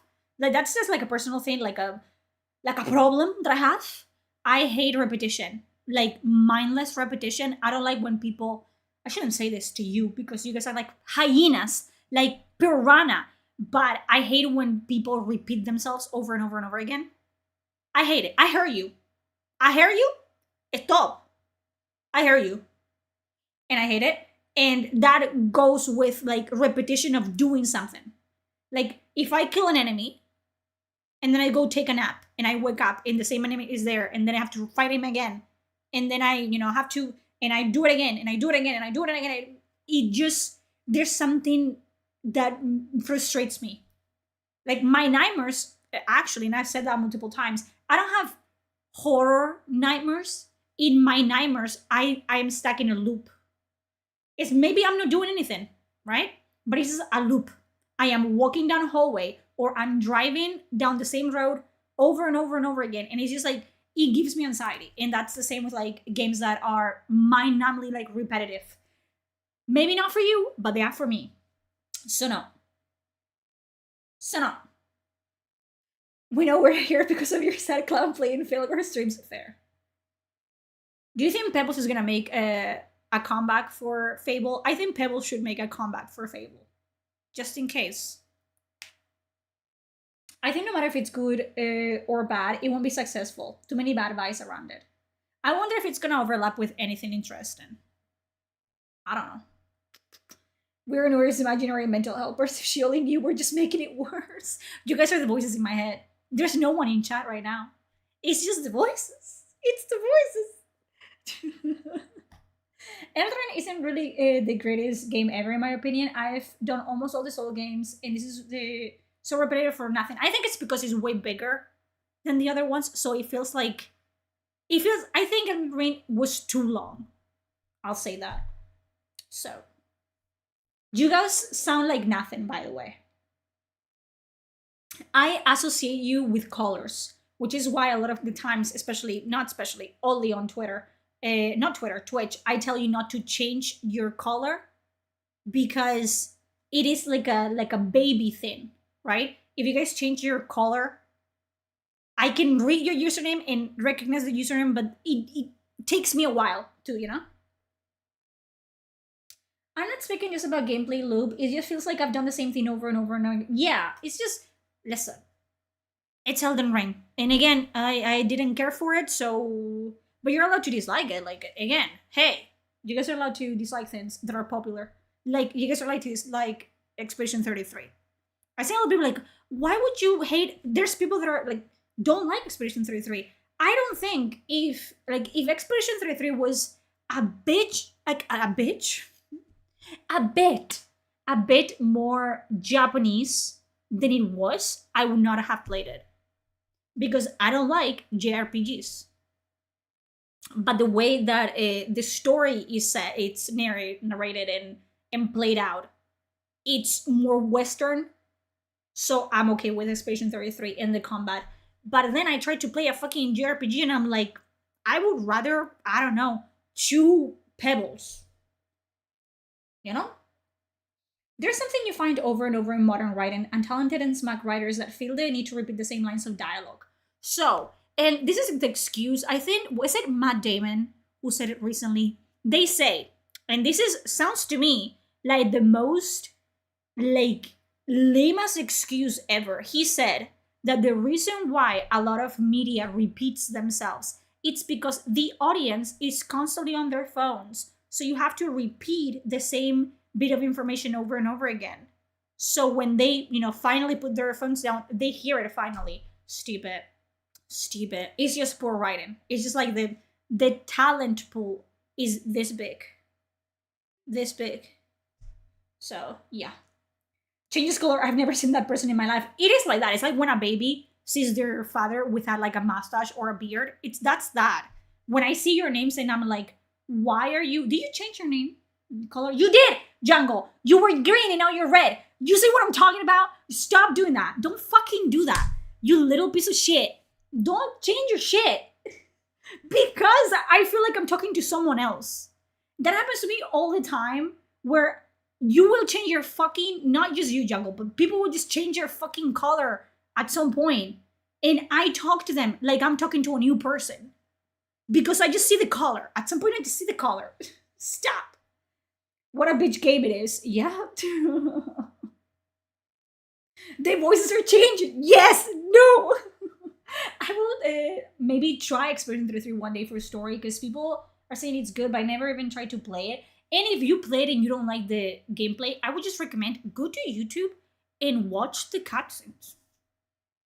That is also allowed. Just watch the cutscenes. Yeah. Salud. My favorite color? Black. That's not a color. Pink. Pastel pink. Maybe he identifies as red. Nah. You guys are not allowed to identify as anything. But no, don't change to pink. Stay. Don't listen to Jungle. Stay the colors that you are, okay? That's valid. No le turnas YouTube watchers complete strangers after each stream. Listen, with YouTube, I look because you guys cannot see it, but I have like a combined chat, obviously. I have you all on the same chat. And each speaker has like the symbol of where they're from beforehand. I know that YouTube is gray. So YouTube, I do look at like I also have like, I have all the help in the world, okay? I have your picture, your profile picture. I have it. I can see you. By the way, I can see it. Then I have the icon of the platform you're chatting to me on. And Twitter, not Twitter. Why Twitter? It's Twitch. Twitch, you guys can change the color and I will see it. But for YouTube is just gray. So YouTube, I will read the username before so I know who I'm talking to. Or if I'm like, if I'm answering to someone that has asked something else. But yeah. I heard somewhere that apparently Netflix, for instance, advocates or mandates that repetition to be present in their productions for the exact reason you mentioned. That is terrible if it's true. Because why are you, why are we catering to people that do not care about the product that you're making? Like, that's something that I don't understand. And it's just like so wide. It's such a, I don't own any business. I'm not a big, let's play some music. But I'm not a big like CEO from a company or whatever. But I can tell you that, like, hey, maybe don't cater to people that you are not for sure, like, know that those are going to be the people that are going to buy your product. Because then you're just making slop that no one likes. And now what? This is the Fable music. Because I would rather make something that is small, that it's, it's tight, it's, let me rephrase that, something that it's more original, it's more niche, and a very certain like group of people are gonna like, then try to make something that it's kind of watchable for everyone. but then no one really enjoys and likes. Because then what's the fucking point, right? What are we, like, dude, what is the name? Talking about movies, right? I don't watch a lot of movies. I watch what I like, and I watch what I like 1,000 times over and over again. That goes for movies, that goes for like TV shows, that goes for books, that goes for everything. When I find something that I enjoy, don't get me out of there. As I've gotten older, though, and thankfully I have a fiance that it's, he reads and he watches movies and he listens to music. So he will say, okay, like we have like a list of movies that he made. And there's like 200 and more movies in there. And those are 200 and something movies that I would never, out of my own volition, watch. Because I just don't care. Like, those are the type of titles that I see on Netflix and HBO, yada, yada, yada. And I'm like, not watching that, not watching that, not watching that, not watching that. But with him, I will watch them. And I'll be like, those are some of the best movies I've ever watched in my entire life. We watched Fargo together. Fargo is an amazing fucking movie. And I recommend everyone to watch it. What a fucking iconic little movie Fargo is. Such an interesting premise of, it's a detective kind of parody. I can't even explain it to you. Watch it. Watch Fargo. We watched recently. Is it called A Man from Earth? A Man from Earth. The Man from Earth. A 2007 film. Do not watch the sequel. Listen to me, do not watch the sequel. The Man from Earth it's based on a play, and it's about a man that is immortal, and he's been alive since the cave era, where the mammoths were fucking walking. And it's just a movie of him presenting the idea of immortality, or of what would happen if a man had been alive for thousands of years. And it's just in a living room. It's a very low budget movie set in a living room with college professors, where each professor is from a different like what do you call it? Like department, like religion, biology, this, that. Amazing movie. It's the best sci-fi movie I have watched, and it didn't have a single action or CGI shot. It's just pure dialogue driven, and it's such a rich, complex, beautifully acted dialogue that you don't need visual stimuli to conjure what he's telling you. It's like amazing. A Man from Earth. Amazing. Watch it. What else? The fucking Clint Eastwood movies. Boy. The Clint Eastwood, like the ones that he has directed. Clint Eastwood. Letters from Iwo Jima, and the sister one, which was Flags for Our Fathers. Is it called? Clint Eastwood directed both of them. They're set in the same time period. One is, I think it's directed by him and someone else. They're set about the Iwo Jima battle. And one is from the point of view of the Japanese, and the other one is from the point of view of the Americans. Completely different movies. They're completely like independent to one another, but they're sisters, okay? They're sisters, and I love them. 100% recommend. Letters from Iwo Jima and Flags of Our Fathers, I think it's called. What else? What else have we watched? So many. Paris, Texas. Beautiful. Beautiful movie. Old as dirt as well. But amazing movie. Completely original. I have never seen anything like this. It's pretty slow at the beginning, but then it has one of the best monologues in one shot. Paris, Texas. Okay, not Paris from Paris. Gran Torino is very good. Watch A Fistful of Dollars, but also watch the movie that was based on Yojimbo. Yojimbo is a Japanese movie, and A Fistful of Dollars is basically step-by-step Yojimbo, but American, okay?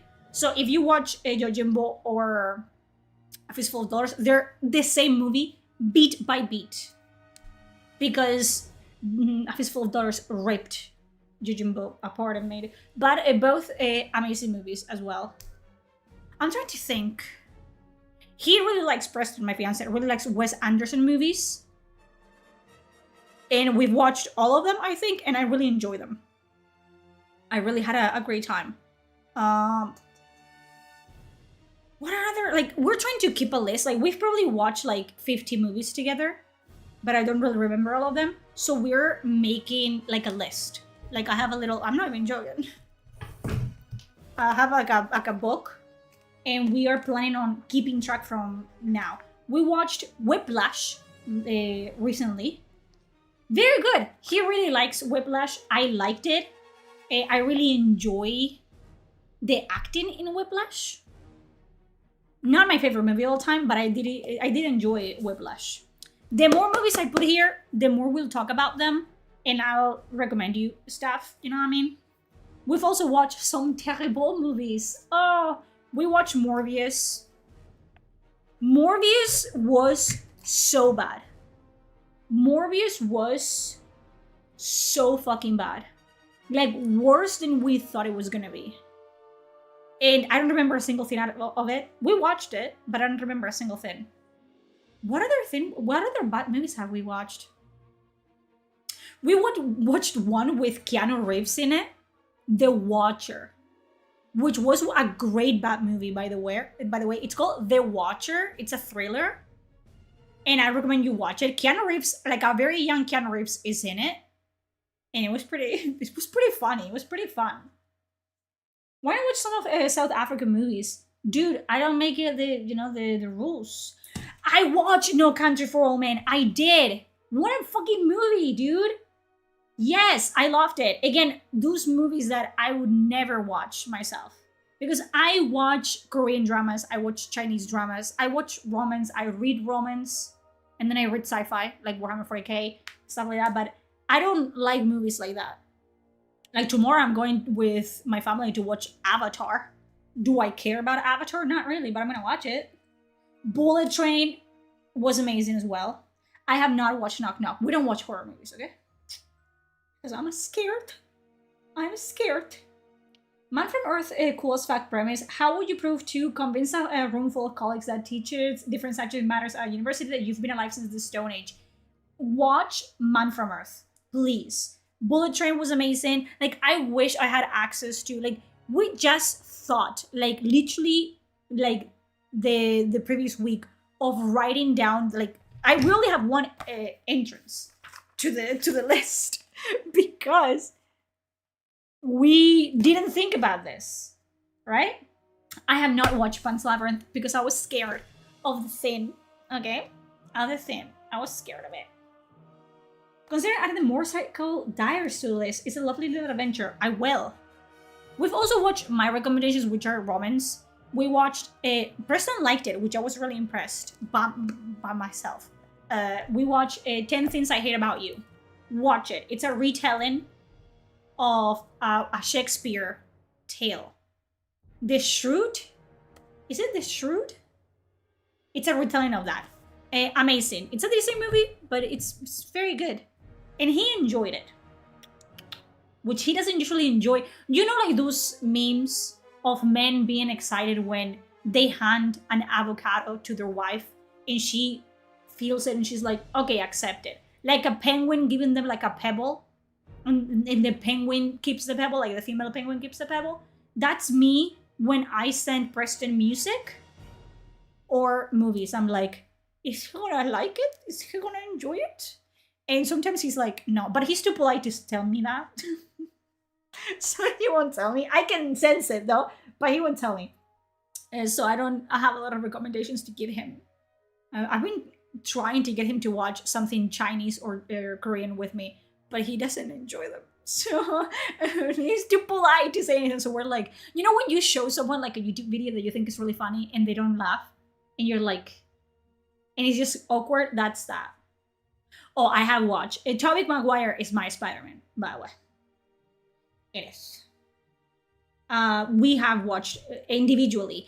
I think that a lot of people don't think about, and Europeans that don't think about this, is that me personally, I live in Spain, I was born in Spain, I was raised in Spain. I have watched a lot of staple iconic movies in Spanish dub.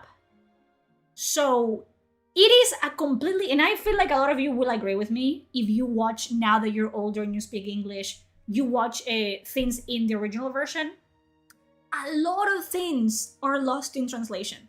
A lot of jokes, a lot of, little gems are lost in translation, because a lot of things are just simply not, you cannot translate. You have to localize it to the place you are on. For example, tomorrow I'm gonna go to the movies and we're gonna watch Avatar 3, but then I'm probably gonna watch Avatar 3, not probably, I will watch Avatar 3 in original version, because it's two different experiences dialogue wise. So a lot of I want to rewatch like Toy Story. I want to rewatch, a lot of stuff, because I missed a lot when I first watched it as a child. Was Avatar 2 good? My favorite is Avatar 1. Avatar 2, it was okay. Visually, they're stunning. I feel like there's too many characters now for me to enjoy or care. So, like, I wish there was more a more gradual build up to the whole, like, oh, we have family now, we have children now. I wish they had done something less with that, but hey, what can you do? But they're fun. I like the first one the most. Like the little love story between Neytiri and Jake in the first one, it's the best one. The Fall Guy was also with Ryan Gosling. Very good. Very enjoyable. One of my favorite action movies of all time, The Accountant. The Accountant 1. We ignore the fact that The Accountant 2 exists, okay? The Accountant 1 is really good. Watch it. Watch it. I like the John Wick movies. Again, John Wick 1 is my favorite, like the original one. I hated The Accountant too. I love The Accountant, like the premise of the first one.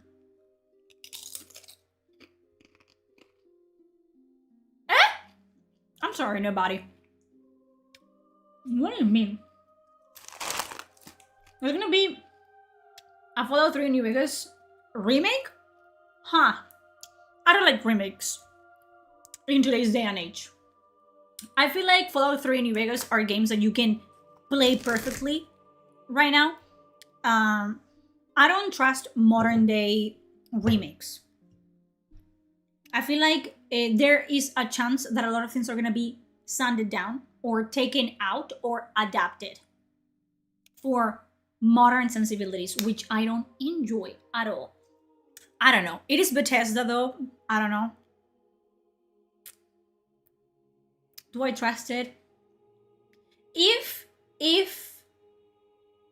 they do kind of like an Oblivion situation where it's the exact same game, exact dialogue, exact everything, there you go, then I don't mind. I don't mind then. So it's a Bethesda remake. I don't mind. That I can get behind. I feel like it happened to me with Oblivion. Oblivion kind of like their remake looks kind of like eh. So I ended up going to, I mean, Fallout, it's better. I think it's newer, right? Obviously, than the original Oblivion. So I think it might pass better. But the original Oblivion was like, I'd rather play the original Oblivion. Because the fucking characters look goofy, in my opinion. I'm gonna watch the second one then. I've just been away because it's so long. Just, yeah. Watch it in installments, dude. Probably not gonna miss much. It's beautiful. Like, one thing about the Avatar movies, which it's mainly why I enjoy them, they're beautiful movies. And the acting is pretty good from the main, like, characters. So I enjoy them. Again, in the second one, too many characters, and there's not enough time for you to care. They're very long, and somehow you don't have enough time to care about nobody. So that's why I enjoy the first one better. The remake just looks uncanny with a coat of paint on things. Yes. they didn't really, you know, go crazy with the remake in terms of like making it look better.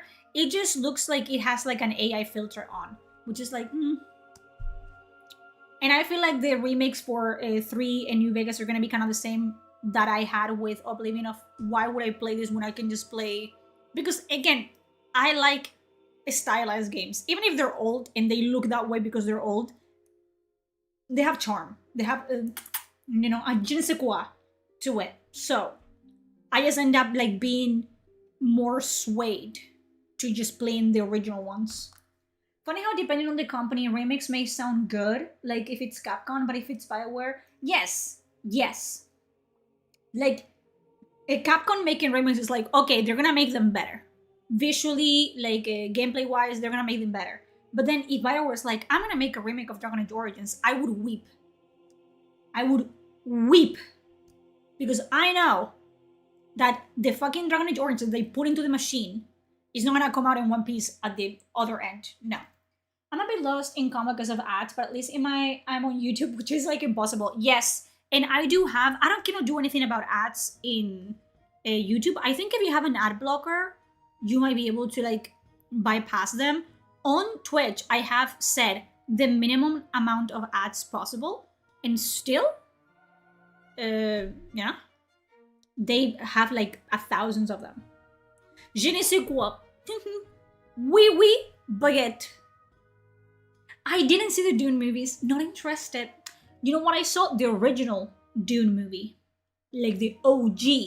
I don't like the Dune movies. So, those are the type of movies that I would rather read the book. Yeah. Just not interested. Same thing that I don't watch Game of Thrones. I read the books.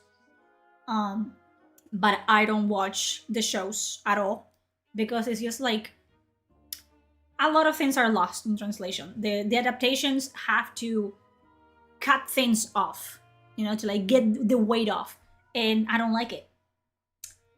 How do you find the Lord of the Rings movies? I love the Lord of the Rings movies. Very long. I was extremely scared of Gollum and the fucking spider bitch as a child. So I didn't watch the Lord of the Rings movies for a while because I was genuinely terrified of Gollum. And then I watched them when I was younger. I was like, Gollum fucking, it's still scared, but I was like, I'm gonna watch them. And then they fucking threw a gigantic spider at me. Brother, trigger warning or something. Yes, but I do enjoy the fuck out of them. I cannot, and I have tried multiple times to read the books, the Lord of the Rings books. Nah. Listen, that man was a pioneer, a genius.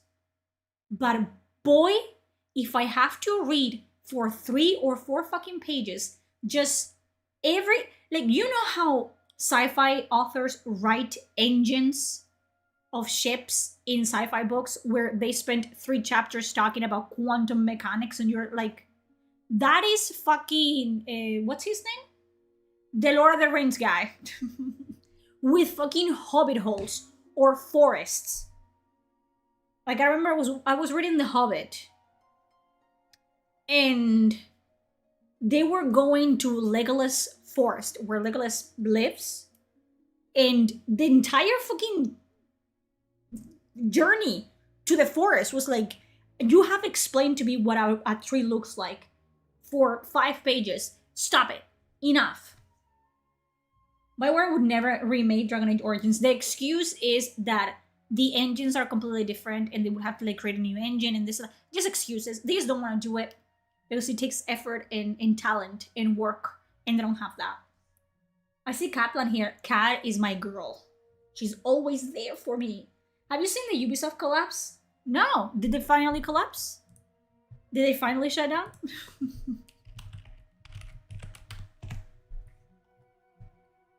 Have they?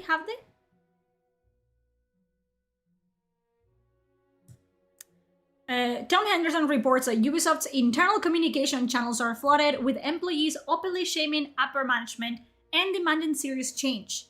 The latest restructuring was the breaking point after years of mismanagement Talent is already leaving in large numbers even before the next round of layoffs begins. The company is rotting from the inside while leadership remains oblivious. Are we surprised? It's fucking Ubisoft. All the big companies, studios are gonna shut down. All. BioWare is gonna shut down. Ubisoft is gonna shut down. What else? Bethesda is too big yet to shut down because they still have like they're profiting from like the shows and stuff like that. They are still gonna be afloat, but all those studios they're gonna shut down. Tolkien, there you go. Describe things that way to make the reader imagine escaping such a place. I don't want to. I don't want to think so much about a fucking hobbit hole. Thank you. Cataplan, it's Muriel's favorite color. Yes. Yes. Speaking of BioWare, will the next Star Wars game be made by BioWare as well? No. It is not. The new Star Wars The Old Republic game. No, Knights of the Old Republic. It's not made by BioWare. I don't know if they sold the Knights of the Old Republic.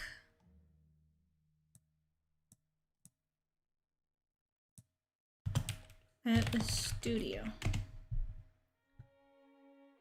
It says is Argonaut Studios. Led by original Knights of the Old Republic director Casey Hudson, working with Lucasfilm Games, a new single-player narrative RPG. So it's made by Argonaut Studios, directed by Casey Hudson, and published by Lucasfilms. So they have probably lost the IP or they sold them. If only they had sold the fucking Dragon Age IP. But nah. No, Casey Hudson was directed the original Knights of the Republic and Mass Effect, but he's not in BioWare anymore. So they have lost the IP. Good. Now all of them, thank you. The rest of them, please. I really hope this new Star Wars game will be good. I think it will. I mean, you have the original director, which means the original flavor hopefully is gonna still be there. Also, I enjoy that it's single player RPG. I know a lot of people will be like, oh my god, a single player, I want to play with people. I enjoy the single player aspect of it. So it's gonna be more cozy, more tight. So hey. But we will see it when we see it. I'm not friends anyway. Same. Fun fact about Casey Hudson, while I'm full of hopium, the man didn't complete any project he worked on since Mass Effect 3. Huh. Great. I mean, this is too big for it not to release. I hope that it releases, because if they fucking cancel it, like, in a few years, I'm not gonna be happy, I'll tell you that. I'm gonna do a pee-pee real quick, because I might just pee here. So I'll be back. Give me a second.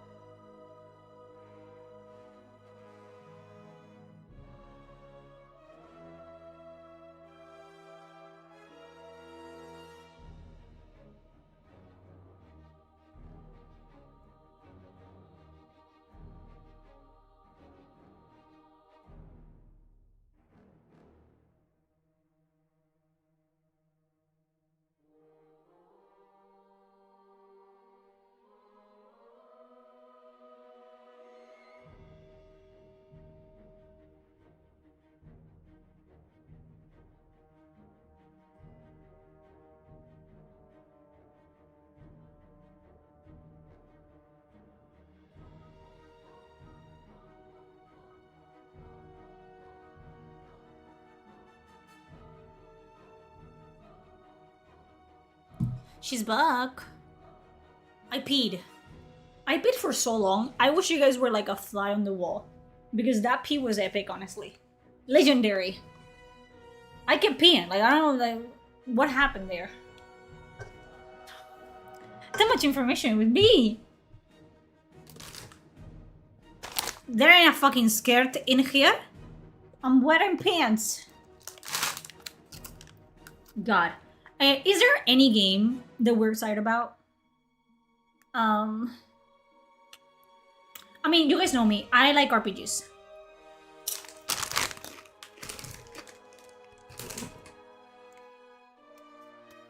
But I don't know. The Expanse, I'm interested in.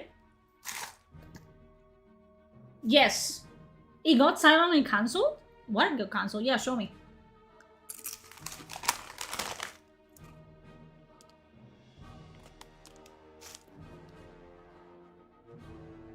I was excited about Exodus, but there's something iffy going on. So not anymore. I think The Expanse is gonna deliver.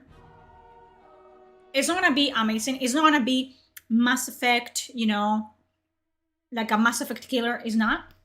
Mass Effect 5 is gonna be a Mass Effect killer. Like, it's gonna kill Mass Effect. But I think it's gonna deliver. The Expanse, I am skeptical about, though.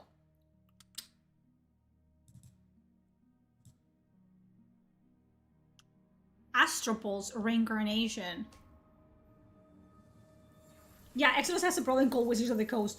Thank you. Yes, that is 1000% the problem. It is. I'm not even being... I remember this. These are sweet chili Doritos. I think I remember this.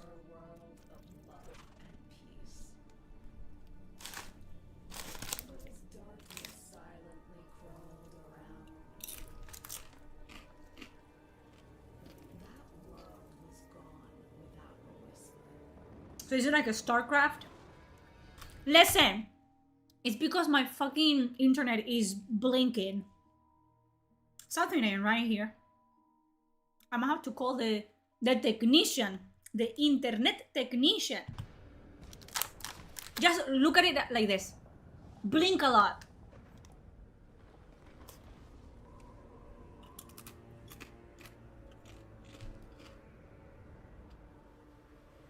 We're having like storms and shit, so I don't know if that's the case. That's the problem. But my fucking internet light is blinking. I have internet. It's just barely there.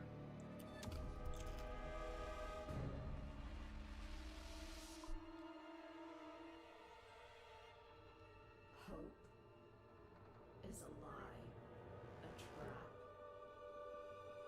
It shackles you. It's pretty meh.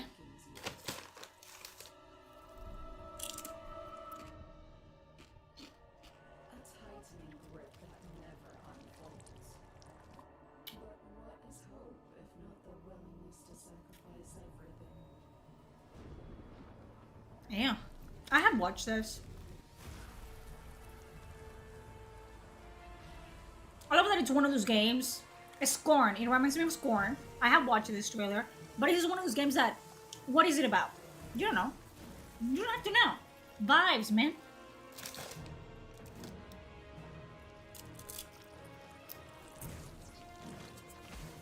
Ew.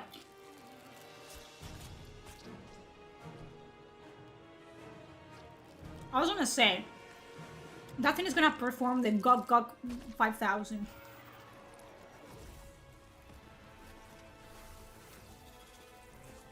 It was too ambitious of a project, I believe.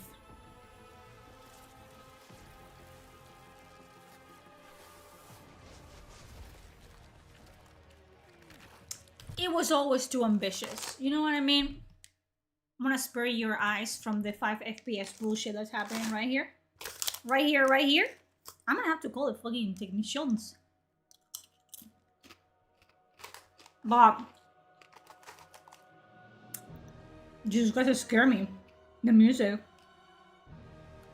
We need like more CGI movies, you know, and TV shows, like Secret Level and Love, Death and Robots and stuff like that, because a lot of these concepts are really promising, like in trailers, but then the execution is shit, or they get canceled and shut down. Just take the trailers and make a fucking full-length movie, please.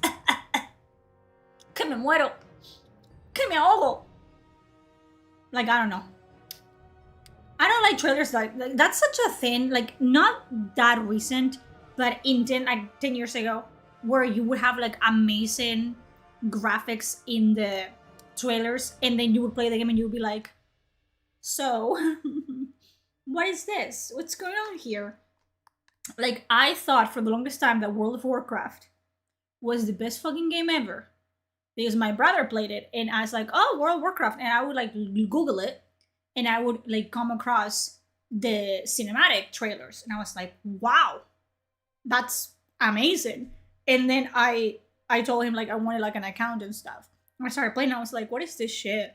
What is this absolute shit? And I hated it. Not a great game, World of Warcraft. Raid Shadow Legends sponsor when? I've done a Raid Shadow Legends sponsor one time, okay? Why? Because I needed to move. This was like, what, 4 or 5 years ago?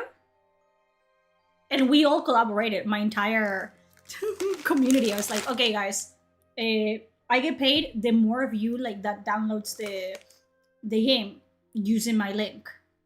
I need you all to download the game and play until this point, and then you can delete it. And I got the money for moving. Thank you, guys. World of Warcraft is basic. It's like, it's a game. It has a lot of love because it is a pioneer, I guess, but it's kind of fucking lame, not gonna lie. It's an MMO. Play any other MMO, honestly.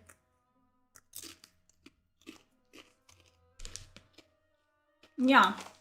It's grindy. The graphics are shit. The community is shit. The best thing about World of Warcraft is the cinematic trailers, in my opinion. Just play Where Winds Meet. I had to stop playing Where Winds Meet because I basically did everything that there's to do. The game is too new. There's not enough content for me to do. So I'm waiting until more shit updates. But Where Winds Meet is pretty, is dynamic. The combat is great. I'm playing it in Chinese VA because I'm not a pussy. Yes. Star Wars The Old Republic cinematics are great. True. My favorite thing about 10 years ago was watching the... I cannot do it now because my internet is like, you know, playing videos at 5 FPSs. But my favorite thing was like watching cinematic trailers for games that I knew I would never play. Because from the cinematic to the fucking game, day and night. The Exodus boss was on fire. He left on his own. No one said that he was fired. So, James Olin, I don't know if you guys are... James Olin and Mark Dara. They both worked at BioWare. Mark Dara left, whatever. James Olin also left BioWare. They both created Dragon Age Origins. Then James Olin started his own company, Archetype Entertainment. But Archetype Entertainment, unfortunately, is a subsidiary of Wizards of the Coast. Which, if you're Lorien, that's cool. Right? Because Lorien is the best. I am glazing them? Yes, I am. Am I shilling? Yes, I am. But Lorien proved what they had to prove with Baldur's Gate 3. They made a dent. They, you know, put out a great RPG, in my opinion. And now that is a precedent of, you know, that is gonna sell Divinity because is, you know, people loved Baldur's Gate 3. The problem with The Expanse is that, first of all, for me, it's given a lot of Mass Effect Andromeda, which I don't enjoy. Yes, also, which I learned not that long ago, Larian funded Baldur's Gate 3 with their own money. Like, the money that they made from Divinity Original Sin 2, they put into Baldur's Gate 3, and then they had, like, you know, And then when Wizards of the Coast tried to force them into making DLCs, they said, we made the game, we did updates, we did patches, we gave them the tools that they needed to do whatever the fuck they wanted in it. It's theirs now, we're doing our own thing. And they did that. With the Expanse, I don't know if Archetype Entertainment is gonna have the same philosophy when it comes to dealing with Wizards of the Coast. Whether they are fully funded, like, I don't know if James Olin in Archetype Entertainment fully funded Exodus. I don't know that. Or if Wizards of the Coast has more of a sway in it. It looks like Wizards of the Coast may have a bit of a sway in it, but I don't know. I don't know. So, I'm very skeptical about it. And the whole news, which again, I said it when it happened, so James Olin stepped down. James Olin was head of Archetype Entertainment and a game director, I believe. I could be wrong. He could be creative director. Just, he made Exodus what it is, okay? He created Exodus the same way that he and Mark Dara created Dragon Age Origins. And he, not that long ago, like a month ago or so, decided to step down as game director for the game. And he did so publicly. He shifted into more like tabletop writing. I don't fucking know. Which for me means like he's working with Wizards of the Coast and stuff like that to write things for like tabletop books or whatever. Which, good for him. But it was just a very odd way to do it. I feel like I would have kept quiet about it. Me personally, if I was James Olin and I knew that 90%, if not 99% of the reason people are hyped for Exodus is that you are working on it, right? You are a legend in the field. And a lot of the goodwill towards the game is that you've worked on Dragon Age Origins and stuff like that, and Mass Effect and blah, blah, blah. So that is doing 90% of the heavy lifting for your game. To publicly come out and said, oh, I'm stepping down. And I know that he said like, well, the game is in a good spot in this, except then it's getting delayed. Like it got delayed twice. Now it's releasing on 2027. It was supposed to release this year. Now it's releasing in 2027. So that goes to show that the game is not at a point where it's anywhere near ready because it keeps getting delayed. And we have little to no information. We had more information after, was it the Game Awards?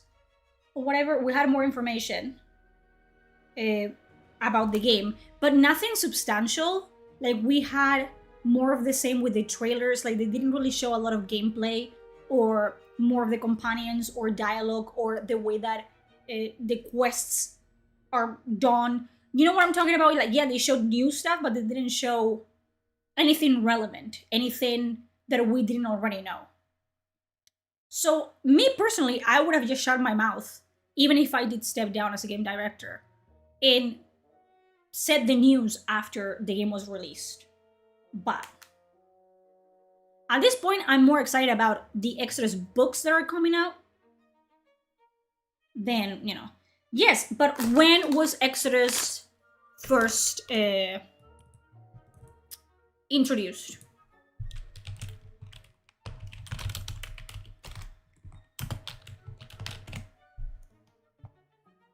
Exodus was revealed in December 2023.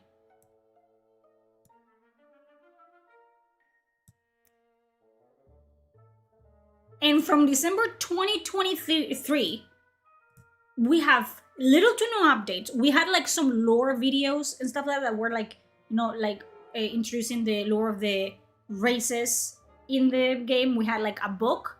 A second one is coming out. But that was that. So from 2023 to 2026, we had nothing. Radius Islands. Then 2026, after the Game Awards, they started putting out like more content, but again, nothing relevant. Nothing. And the release window is early 2027. You know what I'm talking about? Like, and a lot of people just forgot about Exodus because, and I was excited. I'm less excited now, but other people were, excited about, a new sci-fi, a new Mass Effect, like, yada, yada, yada. And then they decided to not update people about it. So people forgot, and then The Expanse was announced, and Expanse is being published by Owlcat, which has had hits, especially after Rogue Trader. Owlcat is, on the rise about CRPGs. And The Expanse is going to be an ARPG like Mass Effect, like Exodus. And a lot of people, which has happened in chat multiple times just tonight, confuse Exodus and just say The Expanse. Because we've had so much more information about The Expanse, even though it released, announced way later than with Exodus. So a lot of people think Exodus and they're thinking The Expanse. They're seeing The Expanse in their brains. So, I don't know. When is The Expanse releasing? Because if they overlap, that's gonna be interesting. Game, motherfucker, not the show. So there's not set date, though likely late 2026 or later. It's probably gonna be late 2027 or something like that. We don't know. We don't know. And then we don't know anything about Mass Effect 5, which I don't really care. It's like that type of thing, right? It's like, I understand that sometimes less is more, but you have to remind people that your product exists. Because I feel like BioWare is relying solely on the fact that it's a Mass Effect game to sell, and it will sell. Mass Effect 5 will sell. It will not sell nearly as good as, the previous titles did, because but it will sell. But we don't know anything about Mass Effect 5. I don't know the story. I don't know who the protagonist is. I don't know the timeline. I don't know nothing about nothing. So, and then we don't have really anything to theorize, like if they were smart, which BioWare has proved time and time again that they're not smart. They will just release more trailers, more cinematic trailers or whatever, and just have people theorize about them. You don't even have to give them actual food, actual substance. Just give them scraps, and that will keep people talking for months and months and months. And then when the talk dies down, you release something stupid again, something minimal, and that will keep them talking months and months and months until the game releases. But the way they're doing it is radio silence. And they're like, well, we're focusing solely on Mass Effect. Yes, because you don't have anything else, BioWare. You fumbled Veilguard, you don't have anything else. Your entire, I love that they said, oh yeah, we're solely working on Mass Effect. Yes, because the entire Dragon Age department got fired and relocated. So obviously,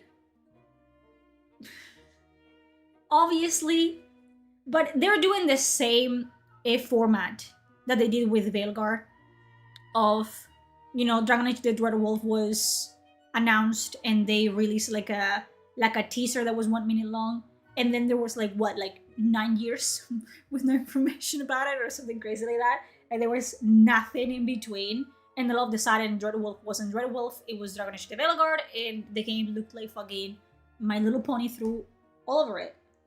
So yes, as someone that also loves Mass Effect, I am not hyped about it. I'm not looking forward to it. I don't think it's gonna be great. I would be surprised if it was decent, honestly. I would be flabbergasted if the game isn't utter shit. I think I have no clue what they're gonna do plot-wise with it, at all. Gameplay-wise, I don't think it's gonna be bad, because I believe 100% they're just gonna be using Andromeda gameplay and just working on top of that. Plot, I have no clue. I think the plot is gonna be where, what happened with Andromeda, right? Because I have, to this day, and I don't have this with Veilguard, for example, but to this day, I have moments where I'm like, you know what? I want to play a little bit of Andromeda. because as mid as it was, I enjoy the combat, right? There's a couple characters that I might enjoy having in my party. I don't love them, but I don't hate them either, you know? So I can play like once a year, I can play like 2 or 3 hours of Andromeda because I like the combat. I think Mass Effect 5 is gonna be like that. It's gonna be like Andromeda 2.0 in the sense of like it's not gonna be the worst game you have ever played, and you might even find yourself like wanting to play it like down the line for a couple hours. But I don't think it's gonna be like a game, like a Mass Effect game that is gonna be life changing. I don't think they have it in them. I want to be wrong. The team for Mass Effect is pretty tight because all of them, like the lead devs, all of them have worked in all the previous Mass Effects. So, hopefully, they have something. Like, I just don't know what they can do with it. Like, you can be extremely talented, but if you have to work in a very tight, like, that's the problem with Mass Effects, right? Like, coming from 3 games, which are story based, they're choice driven, and each game influences the events that happen in the next one and the events that happen in the next one, right? So you have to take into account all of that. Then Mass Effect 3, because it was meant at the time to be the last entry of Mass Effect, it made like the final choices, whether you enjoy them or you don't. The final choices for Mass Effect were, one ending, one completely different world, another ending, another completely different world, another ending, another completely different world. So you have 3 possible outcomes that change completely the future of the entire universe. And that's why in Andromeda, they had to go to another galaxy altogether, like hundreds of years apart, because there was no way to like build a story where you left off in Mass Effect 3, because where did you left off? Did you merge with the Sands? Did you destroy them? What do you do? Right? So you don't know. So in Mass Effect 5, you're either gonna have to force on me and canonical ending. And that's just again taking away from my choices, like they did in Belgard. You're just taking away player what do you call it?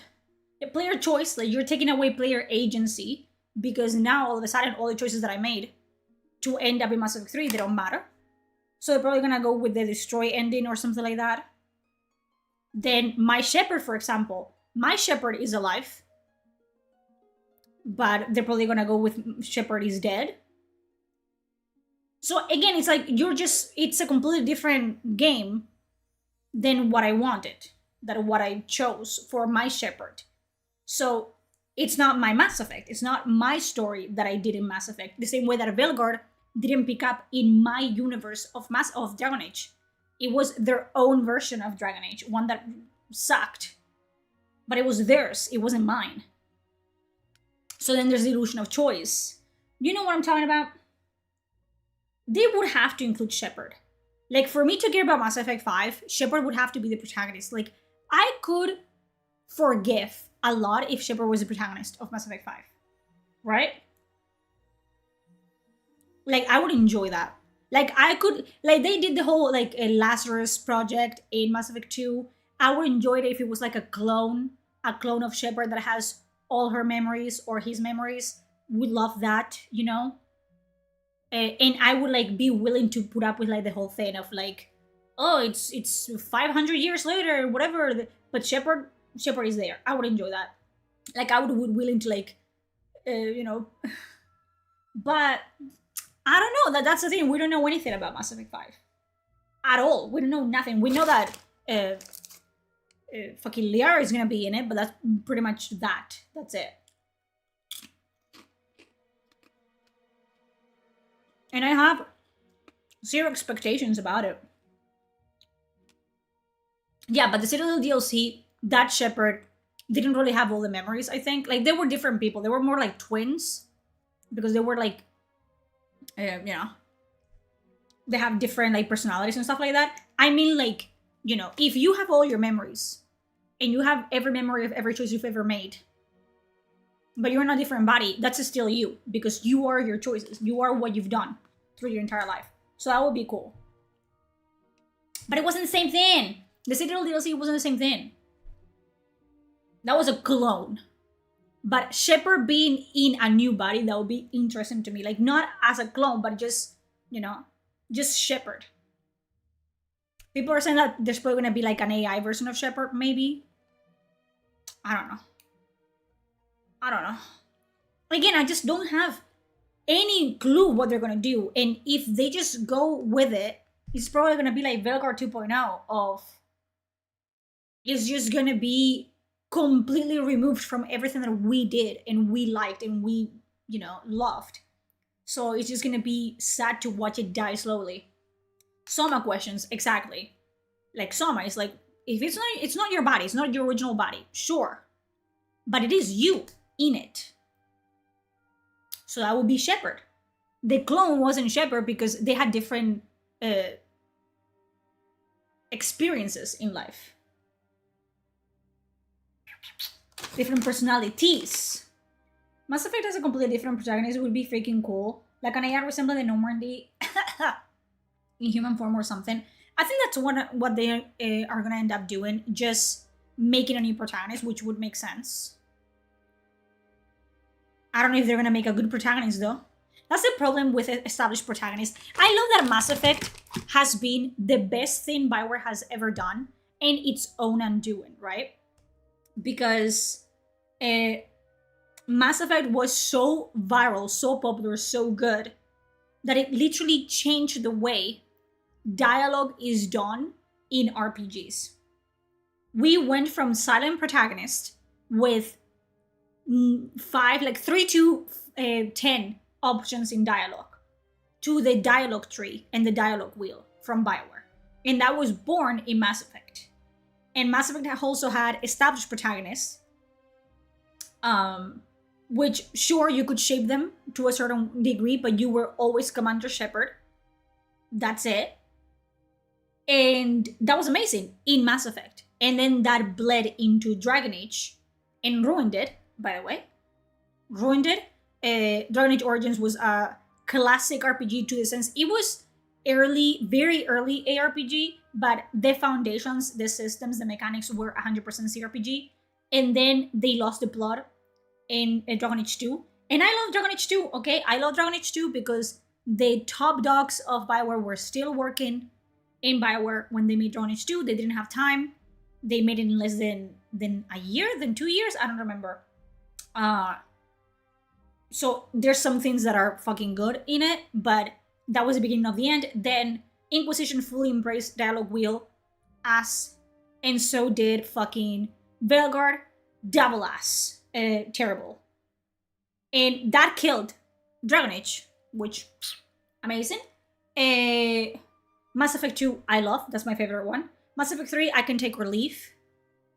And then they had, they fucked themselves over with Mass Effect 3 because they ended it. It's over. It's dead. It's dead.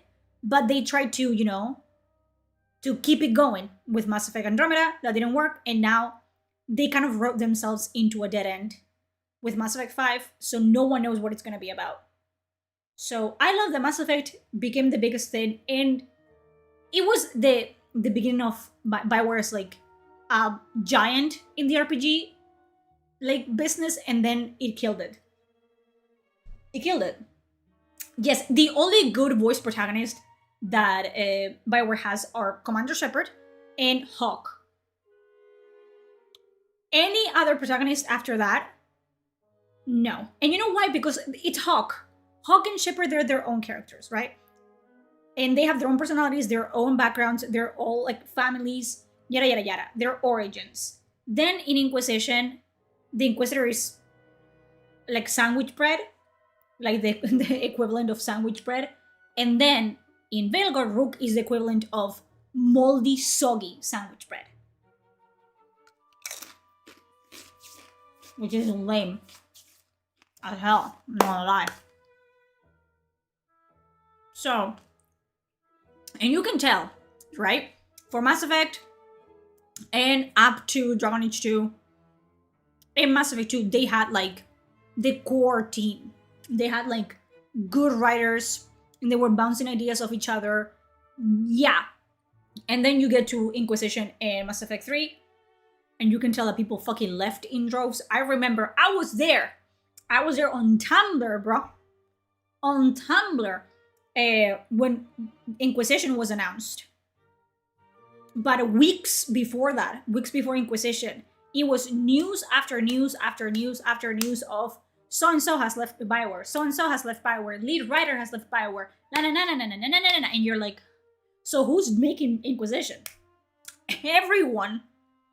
It's living, like every single OG developer and writer has left the company. Who the fuck is making Inquisition? The B team. Not even the B team. The F team was making Inquisition. And then with Veligard, not even that. The minus 270 was making the in Veligard bad. Inquisition, like Andromeda, it's a game that once a year I find myself being like, you know what, I'm gonna replay it. And then I play for like 10 hours, put it down, forget that I replayed it, and play something else. And I do enjoy for what it is, what it's trying to offer me. But it's not a game that I'm like, for example, every year I play from beginning to end Dragon Age Origins. Every year. I've played it over 10 times. And and I don't get tired of it. I made the same fucking choices over and over again. I use the same mods, yada yada yada. I don't get tired of it. And it's not something that I put down and never touch again. I start it and I finish it. Every year. With Andromeda and Inquisition, I play them. And then I get tired of them and then I put it down. Like, you know? David Gator, Mary Kirby, Lucas, Christianson, and a couple of others were still there when Inquisition was released. They couldn't, but the thing is, sure, they were there. That doesn't mean that they have any sway on everything that happens, right? And we have seen with what's his face, Patrick Weeks, that you can make like you can write characters like Morton Solis, and then you can write characters like Tash when you allow your personal views to bleed into your work. Which again, I have said multiple times, it happens. I write myself, and you're just like your writing is gonna be a reflection of your world because it's easier to pull from things that you know. But when you write a character solely to feel represented yourself, like despite the, because if you don't know, Patrick Wicks came out as non-binary. I don't fucking remember when. And he was one of the ones that got kicked out. Like a lot of people got redeployed in other BioWare and EA.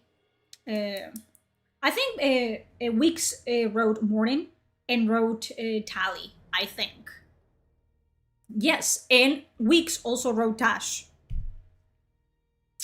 So you know what I'm trying to say, right? Weeks, I think, also wrote Solus. There's such a gap, right? We are seeing characters that are like, they make sense for the world that they inhabit. They blend in with the world they inhabit. And then you have characters that are just basically a self-insert of yourself. It's like if I'm writing a dark fantasy and I write the protagonist to be a fucking wimp-ass girl with a Spanish accent. That doesn't fucking make sense because what's a spade in this setting? And it's like, okay, I get it, but it's like, brother, it doesn't go there. It do not go there. Wicks also wrote Iron Bull and his crew. There you go.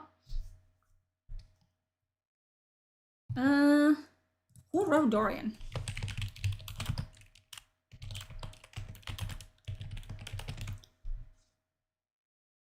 David Gator. Guess what David Gator is? Gay. But again, and that's the difference between a man that, you know, in David Gator you can take him or leave him, okay? But he's a very good writer. Because I love Dorian, and a lot of people like Dorian. Nobody loves fucking Tash.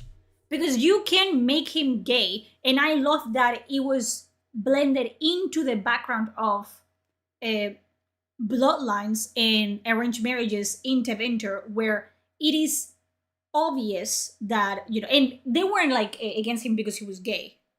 He could be gay, but he was expected to just marry a woman and have children because he had to pass the bloodline of the Pavus to make stronger mages. Like, his father wasn't against him being gay.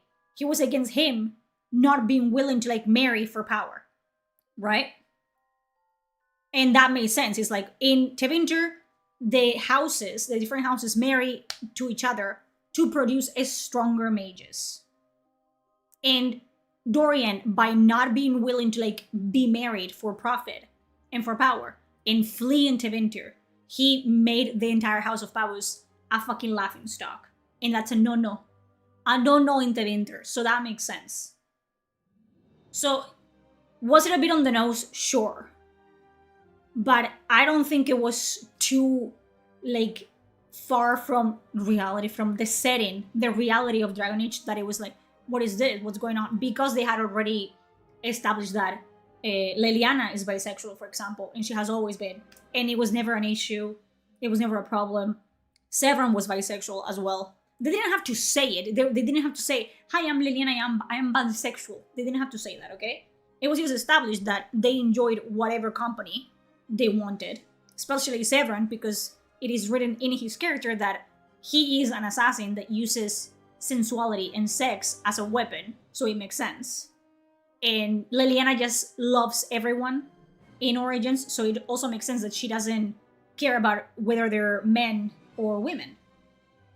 And no one gave a shit. Like, no one was like, this in my dark fantasy, no one cared.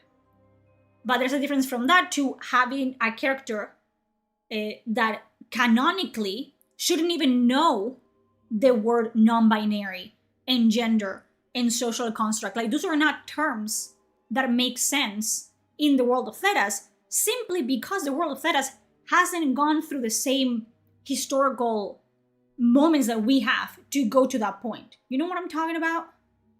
Like, we have gone to the point where we are talking about gender studies and this like this because from this point back, there has been a journey to get here.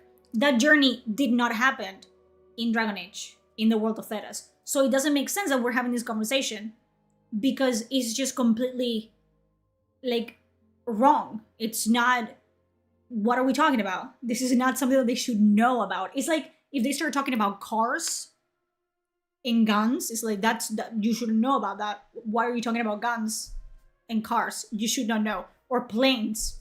Why would they know what a plane is? Makes no sense. But if I try to explain it, I get called fucking transphobic and shit. So what can I do? Your hair is so pretty. Thank you! I washed it today. Don't ask me how much. I love that it's just, my hair is, that it does this. What is this? This is, I look like this when I woke up, and yes. I don't do anything with it. It's pointless. If I brush it, people would say that I'm culturally appropriating like an afro or something. One Chinese YouTuber said one Chinese emperor could be gay as a hobby, but he had to continue the bloodline. Yes! And that the term is called cat sleeve, and it comes from you've got me. You found me at a very Chinese moment in my life, and I actually know this information. I don't know what emperor was exactly, but it is said that there was an emperor that enjoyed the company of men, and I don't know if you've seen garps in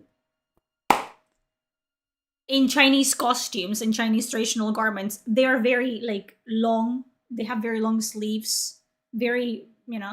And when he slept with his lovers, which were men, they would fall asleep on his sleeves. And so he wouldn't wake them up. He would cut the sleeves of his robes, of his dragon robes, which are called.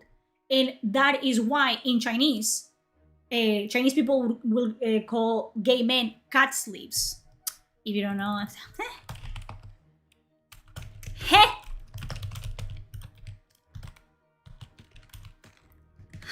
You didn't know that, did you? Cuidado! Cuidado! I'm not just pretty. Do you think all this is free real estate? Do you think there's not a fucking brain in there? Motherfucker. Motherfucker. Motherfucker. Listen. This is the AI overview, but hey. It's true.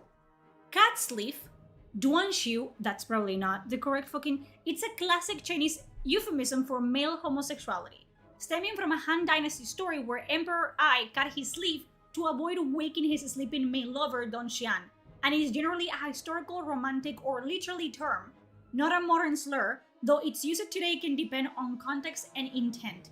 It signifies a deep, affectionate, and sometimes sacrificial male love, originated from a legend of Emperor Ai of Han and his favorite Don Xian, who slept on the emperor's robe, and he cut it so he wouldn't wake him up.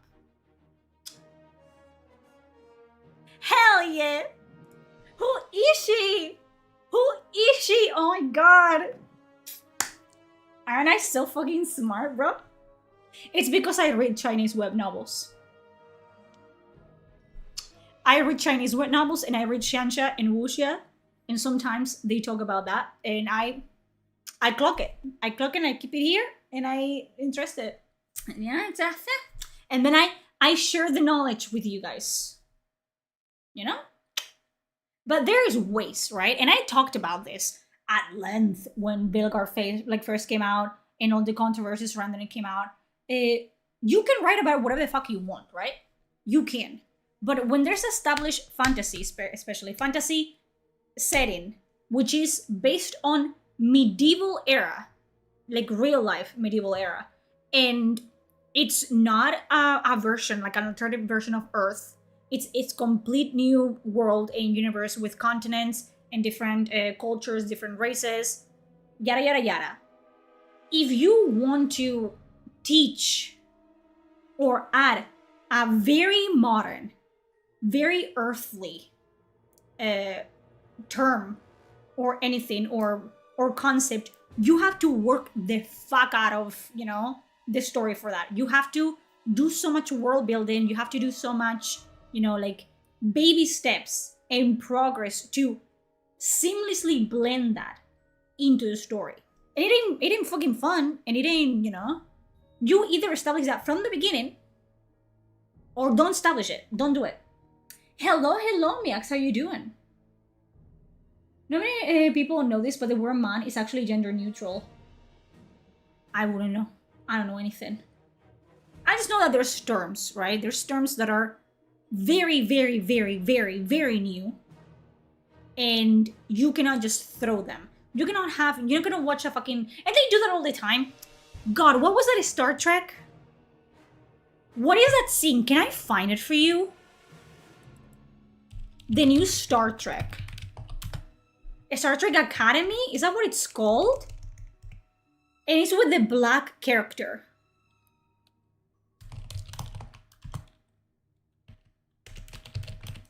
I watched a TikTok of it. And there's a scene where I know nothing about Star Trek. But it's a Starfleet Academy. Can I find it on TikTok maybe? I think it's a Starfleet Academy, okay? And I don't know when that is set. Like, when is the Starfleet Academy set? Star Trek... Starfleet Academy timeline, maybe?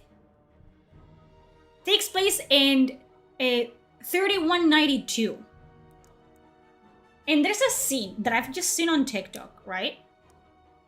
And it's this character that lives in the Star Trek universe, and she's just using TikTok slang. TikTok slang. So your videos a while ago, super fun, also totally agree. So yeah, finally got a stream. Welcome! Welcome to whatever this is. We're ranting, okay? It's fine. Let me see if I can find it on TikTok, okay? On TikTok. No. If I've seen it, you guys have to see it too. Terrible. Terrible. Like, she just uses all the buzzwords imaginable. No me imagino nada, chica. Let's see. I don't fucking know how to use Tiki Doggy.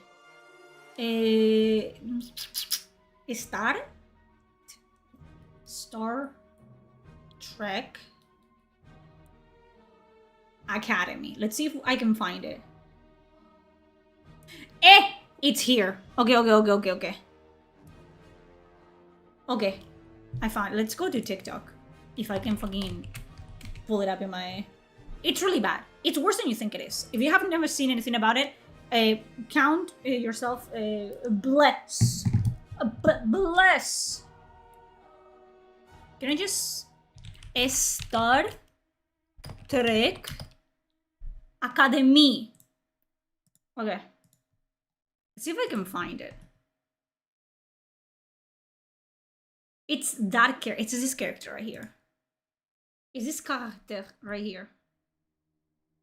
This one. Are you fucking kidding me? What is this? Fucking Instagram?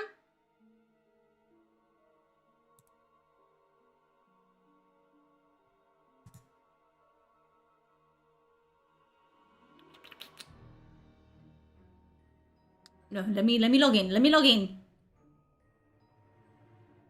I think it's this one. Coño. This one. This is the one I saw, I think. Like this. See for a second? Yeah, what's Look at that, first of all. Like, look at everything. Also, why is this so fucking loud? I love that this is uploaded by Autistic. ¿Qué mierda es esta? Autistic Star Trek, okay? And this is the only scene that I've seen. And brother. Sure. People keep telling me to chill and that I'm a lot and that I give unpaid dating coach energy, and I don't think it's a compliment. Maybe I don't fit here. I woke up at 4 a.m. to run while memorizing the Vulcan alphabet backwards. We fit here. And how are we this evening, ladies? To be honest, I'm actually a bit depressed. No, okay, bye.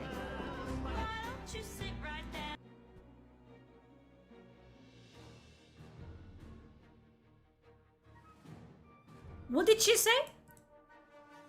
Yeah, what's wrong? People keep telling me to chill and that I'm a lot and that I give unpaid dating coach energy. Unpaid what? She said something that people are telling me to chill and that I am a lot. No one will ever say that to you in the real world. No one will ever say to you, "Hey, girl, I think you need to chill and you're a lot." And she gives what? Me to chill and that I'm a lot and that I give unpaid dating coach energy and unpaid what? What is she fucking saying? Vocalize. But she's saying something stupid like that. It's like, and then I give something energy. What are you talking about?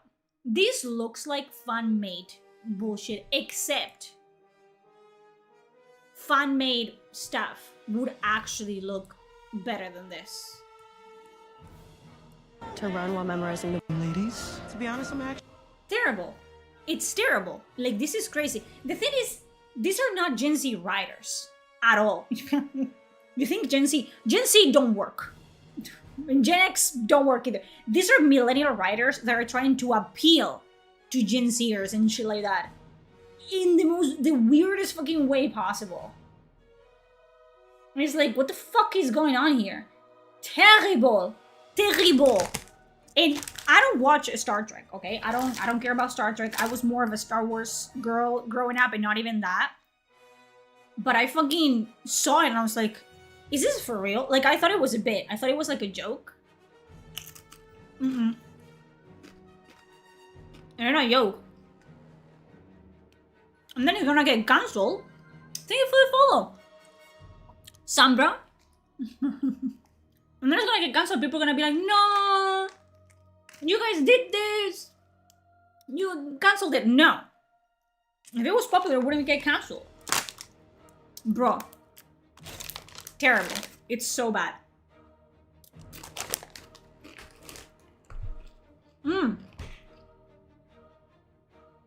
The Mass Effect show. Do we know anything about the Mass Effect show? The Mass Effect TV show? Like the cast or something? Do we know anything? No official cast. It is done by Amazon. We don't know anything about it.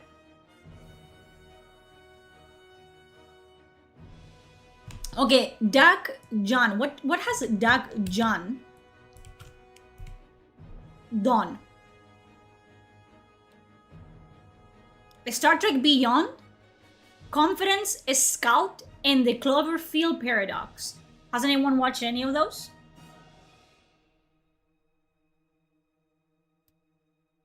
So I'm familiar with Star Trek Beyond. I have not watched it. I don't know what Confidence is. I don't know what Scout is, and I don't know what the Cloverfield Paradox is. That's it. That's all he's done.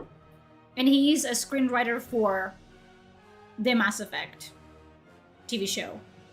Alongside Michael Gamble, I think, which... How does that man have fucking time to be working on the game and the show? I don't know. But no, we don't know anything about the fucking show at all.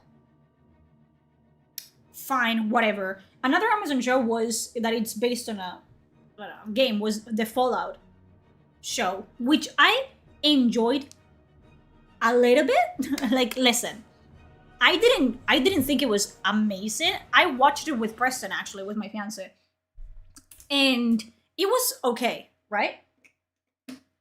Can you fucking I watched it with my fiance. I don't have a lot of, like, I know season 2 came out and it was okay. Like, it was like, oh, this is kind of funny. There was moments where, like, oh, and I really like, what's her name? Lucy. I like Lucy as a protagonist.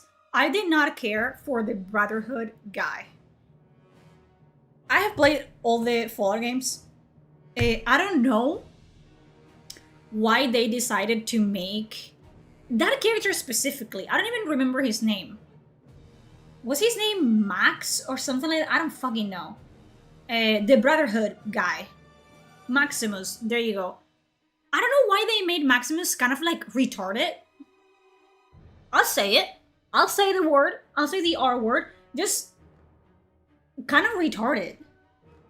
Like, he is part of the Brotherhood of Steel. That doesn't mean that the Brotherhood of Steel, they're like removed from society. Like, they know, you know, how things... They're basically in the military. They're basically in a military academy, right? And Maximus is, for some reason, he has the mentality of a 6-year-old. I remember there was that fucking scene that for some reason, Lucy and Maximus are talking about hard-ons. They're talking about penises and what happens when a penis gets hard. And he has the most awkward... Can I fucking play it? Because I don't think... He has the most cringe worth it, like, dialogue that I have ever fucking seen.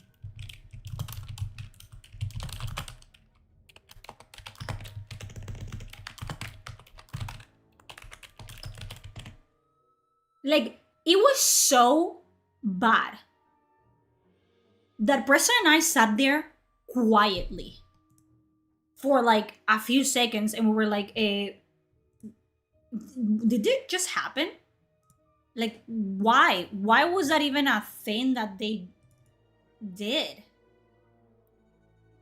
So, because, and it would make more sense that Lucy is more naive to the world because she literally has lived in a vault her entire life. So it makes more sense that she's more like bland or she doesn't know any social cues. But Maximus has lived his entire life in the wasteland.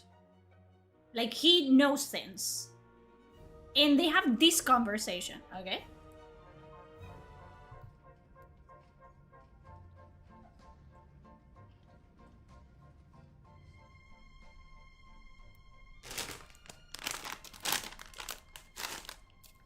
You smell good. What?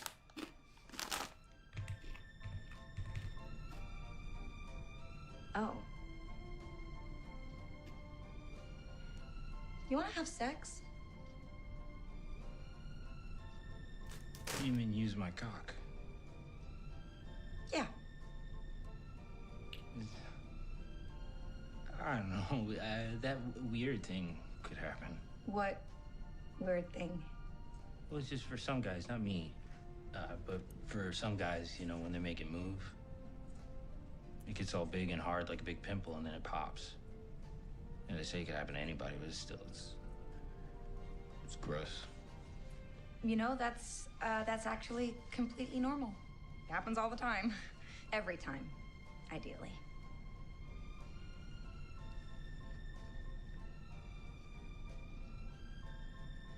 Listen, I don't have a penis. Okay? I don't have a penis. I have had a vagina my entire life. You know. Maximus is what? Early 20s, let's say. Like, they're both early 20s, right? I understand that the concept here was, oh, they're, you know, he's being raised in a military academy. There's no women around. Except there is women in the academy, I think. Or I think there's a trans person in the academy. I don't fucking know. Whatever. But you're trying to tell me, I'm not a man. I don't have a penis. You're trying to tell me. And obviously, it's established here that people around him have talked about jerking off or have even jerked off in the bunk next to him. So he knows what happens. You're telling me that men wouldn't like talk at length about like jerking off when they're just like fucking bored out of their minds? Like, I bet they would jerk off as a pastime because there's nothing else to do. But he has not even, like, one thing would be like, hey, we are not allowed to jerk off. Like, in the Brotherhood, still, like, abstinence is meant to be like, you know, like a sign of strength or whatever. So he's like, well, I'm not allowed to do that. Like, it's against regulations or something like that. That would make more sense than having him have the, like, I feel like a 12-year-old would know what jerking off is. Like, and would be able to explain it to someone better than Maximus. Because what do you mean? Oh yeah, like, you want to have sex? Like what? Like do like sex with my cock? But if we do that, like if I move my cock, it's gonna get hard like a big pimple and explode. No one has ever in the history of ever explained a hard-on like that ever. And up till this point, I was like, it's an okay show. Like, it's, you know, it's fine. And then we watched this one and I was like, why is this even a conversation that we're having? Like, it's just... And because even in the first episode, when the raiders get into the vault and they pretend to be vault dwellers, and Lucy, spoiler, gets married to one of the raiders without knowing that he's a raider. They have sex. Like, she even has sex with her cousin, because at some point the gene pool in the vault, it's very small. She's established that she has had sex with her cousin. Like, she knows what sex is. She has had sex. She's not a virgin. How is a vault dweller gonna have more fucking... You know what I'm talking... Like, this is just bad writing. It's terrible writing. And till that point, like, sure, Maximus wasn't the brightest fucking bulb to be, but he wasn't retarded. But in this conversation, he sounds mentally stunted. He sounds like he didn't develop properly as a baby. You know what I'm talking about? So it's like unnecessary, and it was supposed to be like, you know, like that type of humor where you make the audience uncomfortable. Or it's like, oh, if you say cock and vagina and cum, and there's people that go, she said come, and they go like this, and it's like, okay, but what about people with brain cells though? Because I was cringing so bad. So bad. Like, I don't know, man. Kind of lame. Not gonna lie. Kind of lame. And I've heard that the season 2 is not that great of this. That they did a lot of retcons on the original. I think it was meant to be cringy. Yes, but it wasn't cringy in a funny way. It was cringy in a way that made me want to like peel my eyeballs out of my skull and stuff them in my ears. Yeah? It wasn't funny. It was just bad. Like, when we got to the scene, Preston and I were like, should we stop watching this? Like, it just pulls you completely out of what you're watching. You're like, nah, actually, this is... I would rather, I don't know, chew glass. Something interesting. Thank you. So season 2 hasn't finished yet. I will watch it at some point when I want to. When I have nothing else to do, I'll watch it, but it's something that I can take or, live or take. So I think Mass Effect is gonna be... Mass Effect, I feel like it's gonna be like the Halo TV show, where it's a show that no one cares about, and people forget that it exists. That's gonna be the Mass Effect TV show. What a weird thing to do. To do a fucking Mass Effect TV show. Do you see The Last of Us Season 2? I refused. I watched Season 1 and I enjoyed it. It was okay. And Season 2, no. I know that The Last of Us Part 2 sucked. So no, I'm not gonna fucking watch the same shit again. Like, The Last of Us Season 2 dropped the ball. It was one of those fucking moments where people were begging them to change it, do a retelling, change it, and they said nah and double down. And I feel like Season 2 of The Last of Us was one of the seasons that released, no one cared, people forgot that it released, and then in the Game Awards they won Show of the Year, and people were like, huh? It came out? Like, I remember my chat during the Game Awards was like, The Last of Us Season 2, it's already out, and people didn't fucking even notice that it was out. So listen, I don't know, it's just, I don't think there's been a fucking adaptation of a video game to show, especially when you do fucking The Last of Us. I can understand because it's a single player, story driven, established protagonist. You're just moving the characters through a story that it's already predetermined. It's a linear story. That's the fucking word. But when you're doing things like Fallout, I feel like the furthest away you get from canon, from video games, the better, because you're not gonna make anyone happy. You're not gonna make anyone happy when you show in-game stuff, because you're never gonna do things that they did in the game, because you're not the courier and you're not, the protagonist in Fallout 3. You're Lucy. So,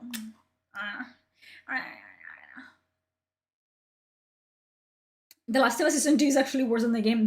They really fucking... Great, that's amazing, that's lovely. I wish people care about canon. I just wish people just fucking, you have, that's the thing that I don't understand, right? With books, I understand that it has to be adapted. Books and video games are not written like movies or TV shows would be. You are a screenwriter for a reason. But, for example, a book to movie adaptation that is basically one-to-one is No Country for Old Men. It is the most faithful adaptation ever. I haven't read the book. My fiance did, Preston did, and he's told me that the dialogue is word by word the same dialogue that it's in the book. The scenes are word by word the same scenes. Obviously, if you go to the book, you get prose, and you get descriptions that add more detail to the situation, because through the narrator you know more about the scene than you would through the movie. But it is a one-to-one adaptation. People don't do that anymore. I don't fucking get it. The Man from Earth is adapted of a play, and so is Paris, Texas. They're both play to movie adaptations, and they're again using word by word the dialogue, and then you can expand, but it is a faithful adaptation. The Witcher sucked. Game of Thrones sucked. Okay? Sucked. I watched Game of Thrones season 1. As I've said multiple times, I have read the George R.R. Martin Game of Thrones saga multiple times. When you do that, and you see, if you've read the books, you cannot watch the show. You can. Terrible. People are upset about the new Silent Hill movie that just came out. What Silent Hill movie? The only good video game to movie adaptations, the Resident Evil with Mila Djokovic. Unironically, I enjoy the fucking Resident Evil. Like the original ones, like the later ones, not so much, but they were so campy, dude. The Resident Evil movies. They're so fun. They're terrible. Don't get me fucking wrong. They're terrible in every way, but they're so fun.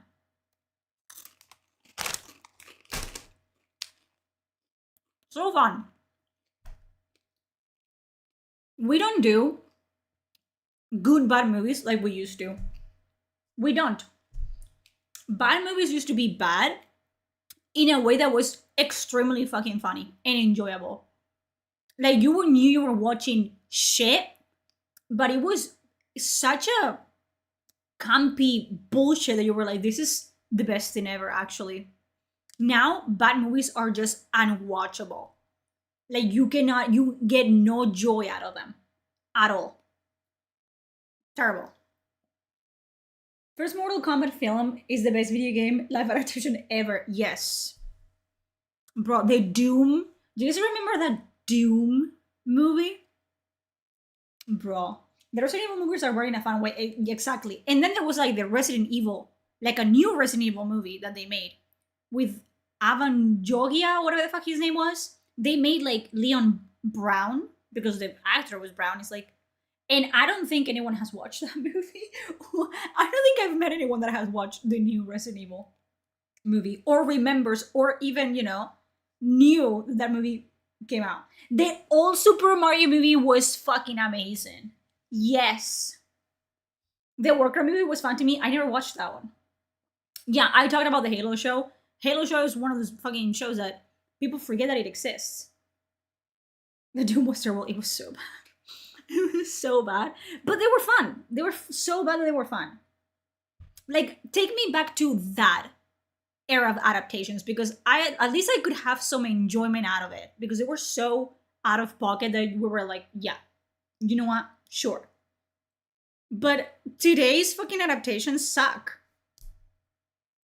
The Hitman movie, bro. Assassin's Creed, that was with Michael Fassbender, wasn't it? Didn't watch it. The Warcraft movie was fucking missed because why not make it CGI, bro? What do you mean a fucking live action Warcraft movie? Who asked for that? Make a CGI. The only good thing that World of Warcraft has are the fucking CGI cinematic trailers. Why would you make a live action? In what world? It's a matter of heart, a bad movie made by someone who just wants to entertain you feels warm. Yes! It's a cozy thing. It's like one of those movies that you know they're terrible, but you watch during Christmas. You watch when it's cold. You know, you go back to them all the time. I go back to the Resident Evil movies all the time. The fucking Underworld with Kate Beckinsale. I love those movies. Are they good? No. Are they amazing to me? Yes, and I love them. I'm always when they had bad media because people didn't have talent. It's preferable than bad media because of self-inflicted wounds caused by ideology. True. Underworld is peak. Underworld, Kate Beckinsale, no one has ever looked as good and no one will ever look as good as Kate Beckinsale looks as Celine in Underworld. The Dungeons and Dragons movie, I forgot that existed. I heard that it's not terrible, but it's not great either. I've heard things about that. I haven't watched it. It's on the list, but we'll watch it when we have to. Oh, the sequels suck, but you can still watch them. It's the same thing with like Resident Evil. The first Resident Evil movie was peak, and the sequels kind of like dropped the ball, but still, Blade, brother, Blade to this day. I watched them fairly recently. I watched them like last year, like mid last year with Preston. Amazing. God, Blade, bro. And then the new Blade got cancelled. We don't need him. That's the thing. We don't need a new Blade. We don't need new Underworld movies. We don't need new Resident Evil. I just watch the old ones. Kate Beckinsale in Van Helsing, you get it. You get it. She plays as a Van Helsing, doesn't she? She's a vampire hunter in that one. Amazing. Kate Beckinsale owned the fucking vampire genre for a bit there. Honorable Mentions is fun. Never watched it. The very old D&D movie with Jeremy Irons, that was such a crap. You know what I watched? Completely fucking unrelated. I watched with Preston the other day Time Bandits. Do you guys know what Time Bandits is? Bruh. Time Bandits is one of those movies that I remember watching, half watching, on my living room. Like one of those movies that plays on TV randomly and you half watch as a child. And then decades later, you have a vague recollection of a movie that looked weird. And you think you're making it up. You think you're having like a fever dream. That was Time Bandits for me. And for Preston. We watched Time Bandits. Time Bandits is... Time Bandits is... Oh, and they did a fucking... Oh, I forgot about that. I'm gonna show you the trailer for the original Time Bandits, okay? I think until you see it, you will know what I'm talking about. Because I know that I didn't know what the fucking movie was until I watched it. I was like, this fucking movie. Remember my voice. I do trailers. All kinds of trailers. 73, take 2. One day they'll put me in a film, a proper full-length job. Until then, I'm just stuck with this sort of stuff. Go and see this. Don't miss that. The most terrifying thing you ever saw is coming to babysit for you tonight. All right, cut it there. Look, just read what's on the script, will you? What? The script. God. Other way up. Ah. Ready? Yes, yes. You flock We watched to it see the other brief day. Encounters for the special. Disney made a remake. Yes. Close Encounters. Close Encounters, the film. Oh, I never saw it. Well, forget that film. We're on about our film. Time Bandits. This is from the people that made The Life of Brian. You know? Time Bandits, the one you are supposed to be promoting. Remember? You flocked to see Close Encounters for the special effects. You went to Superman to see a man fly. You went to Star Wars for the droids. You went... Now what? What's page 2? God. It's under page 1. It's basically about like little people that work for God, right? And they help God create the galaxy. And they got fed up that they got like put to like work on menial shit, like making trees. And they stole the blueprints of the galaxy from God. And they can use black holes, like holes on the fabric of the universe, on the blueprint of the galaxy that weren't like, you know, finished properly. They were supposed to fix them. The little people were supposed to be the ones that fixed them, but they didn't. And they use them to go back in time and steal from people, right? Steal from like historical figures. And until that point, you're cool. You're like, okay. So they go back to France and they steal from Napoleon. They go back to like fucking, was it Egypt? Whatever. And they steal from Gilgamesh. I don't fucking remember. And then at some point, there's like an evil guy. Like, and he's just called evil. He's just called the evil. Because, you know, when God created everything, he also created the evil. And the evil is stuck in a world. He's stuck there and he cannot come out. He has a fortress, the fortress of all evil, and he's stuck there. And people would have to break the barrier so he can come out. And he tricks the little people into thinking that there's treasure in the Fortress of Darkness. And the movie loses the plot completely. Like, on top of that, they go into a time loop, in a time hole that gets them to the living room of a little boy. And they take the little boy with them to do time heists. And then they stop doing time heists.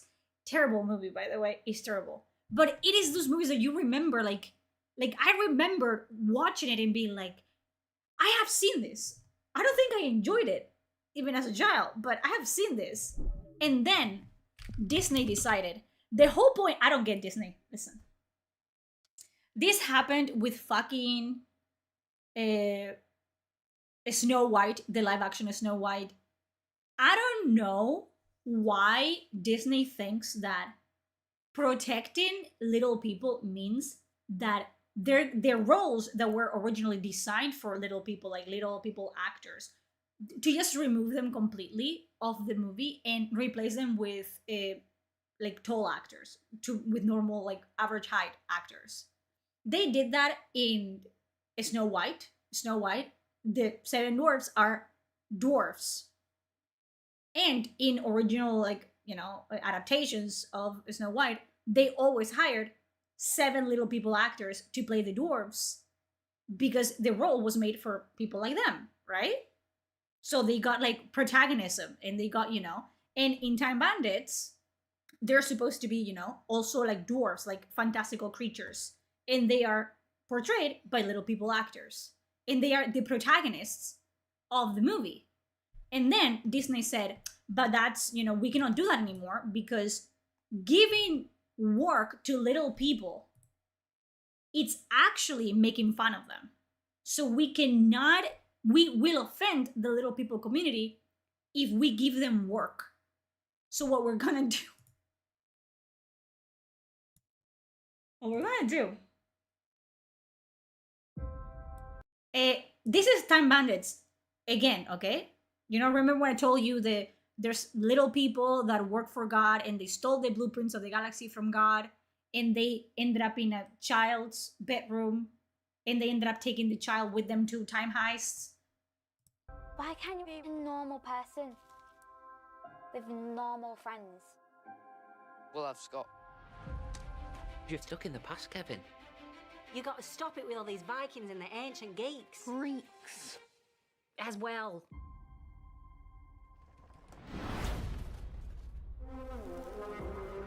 Mom, my wardrobe's moving. Whoa!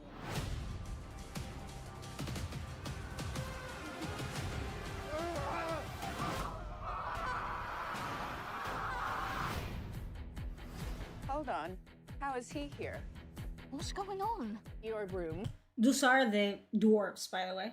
Those are the dwarves in Time Bandits. They're just normal actors. It's a time egress. Also, to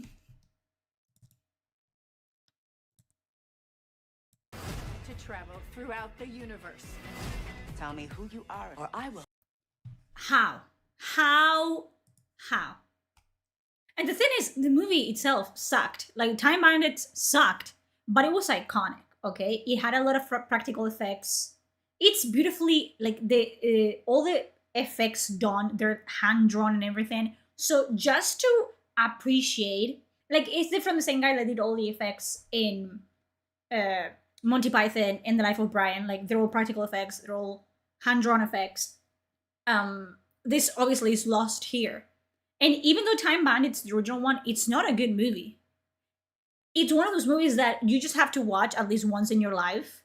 You would never rewatch it, probably, but you watch once in your life as an adult, and you're like, okay, I watched it. I like the whole like set design, the character design, the costume design is impeccable. And then you have this shit. This shit. Crazy. That's crazy to me. In what world, right?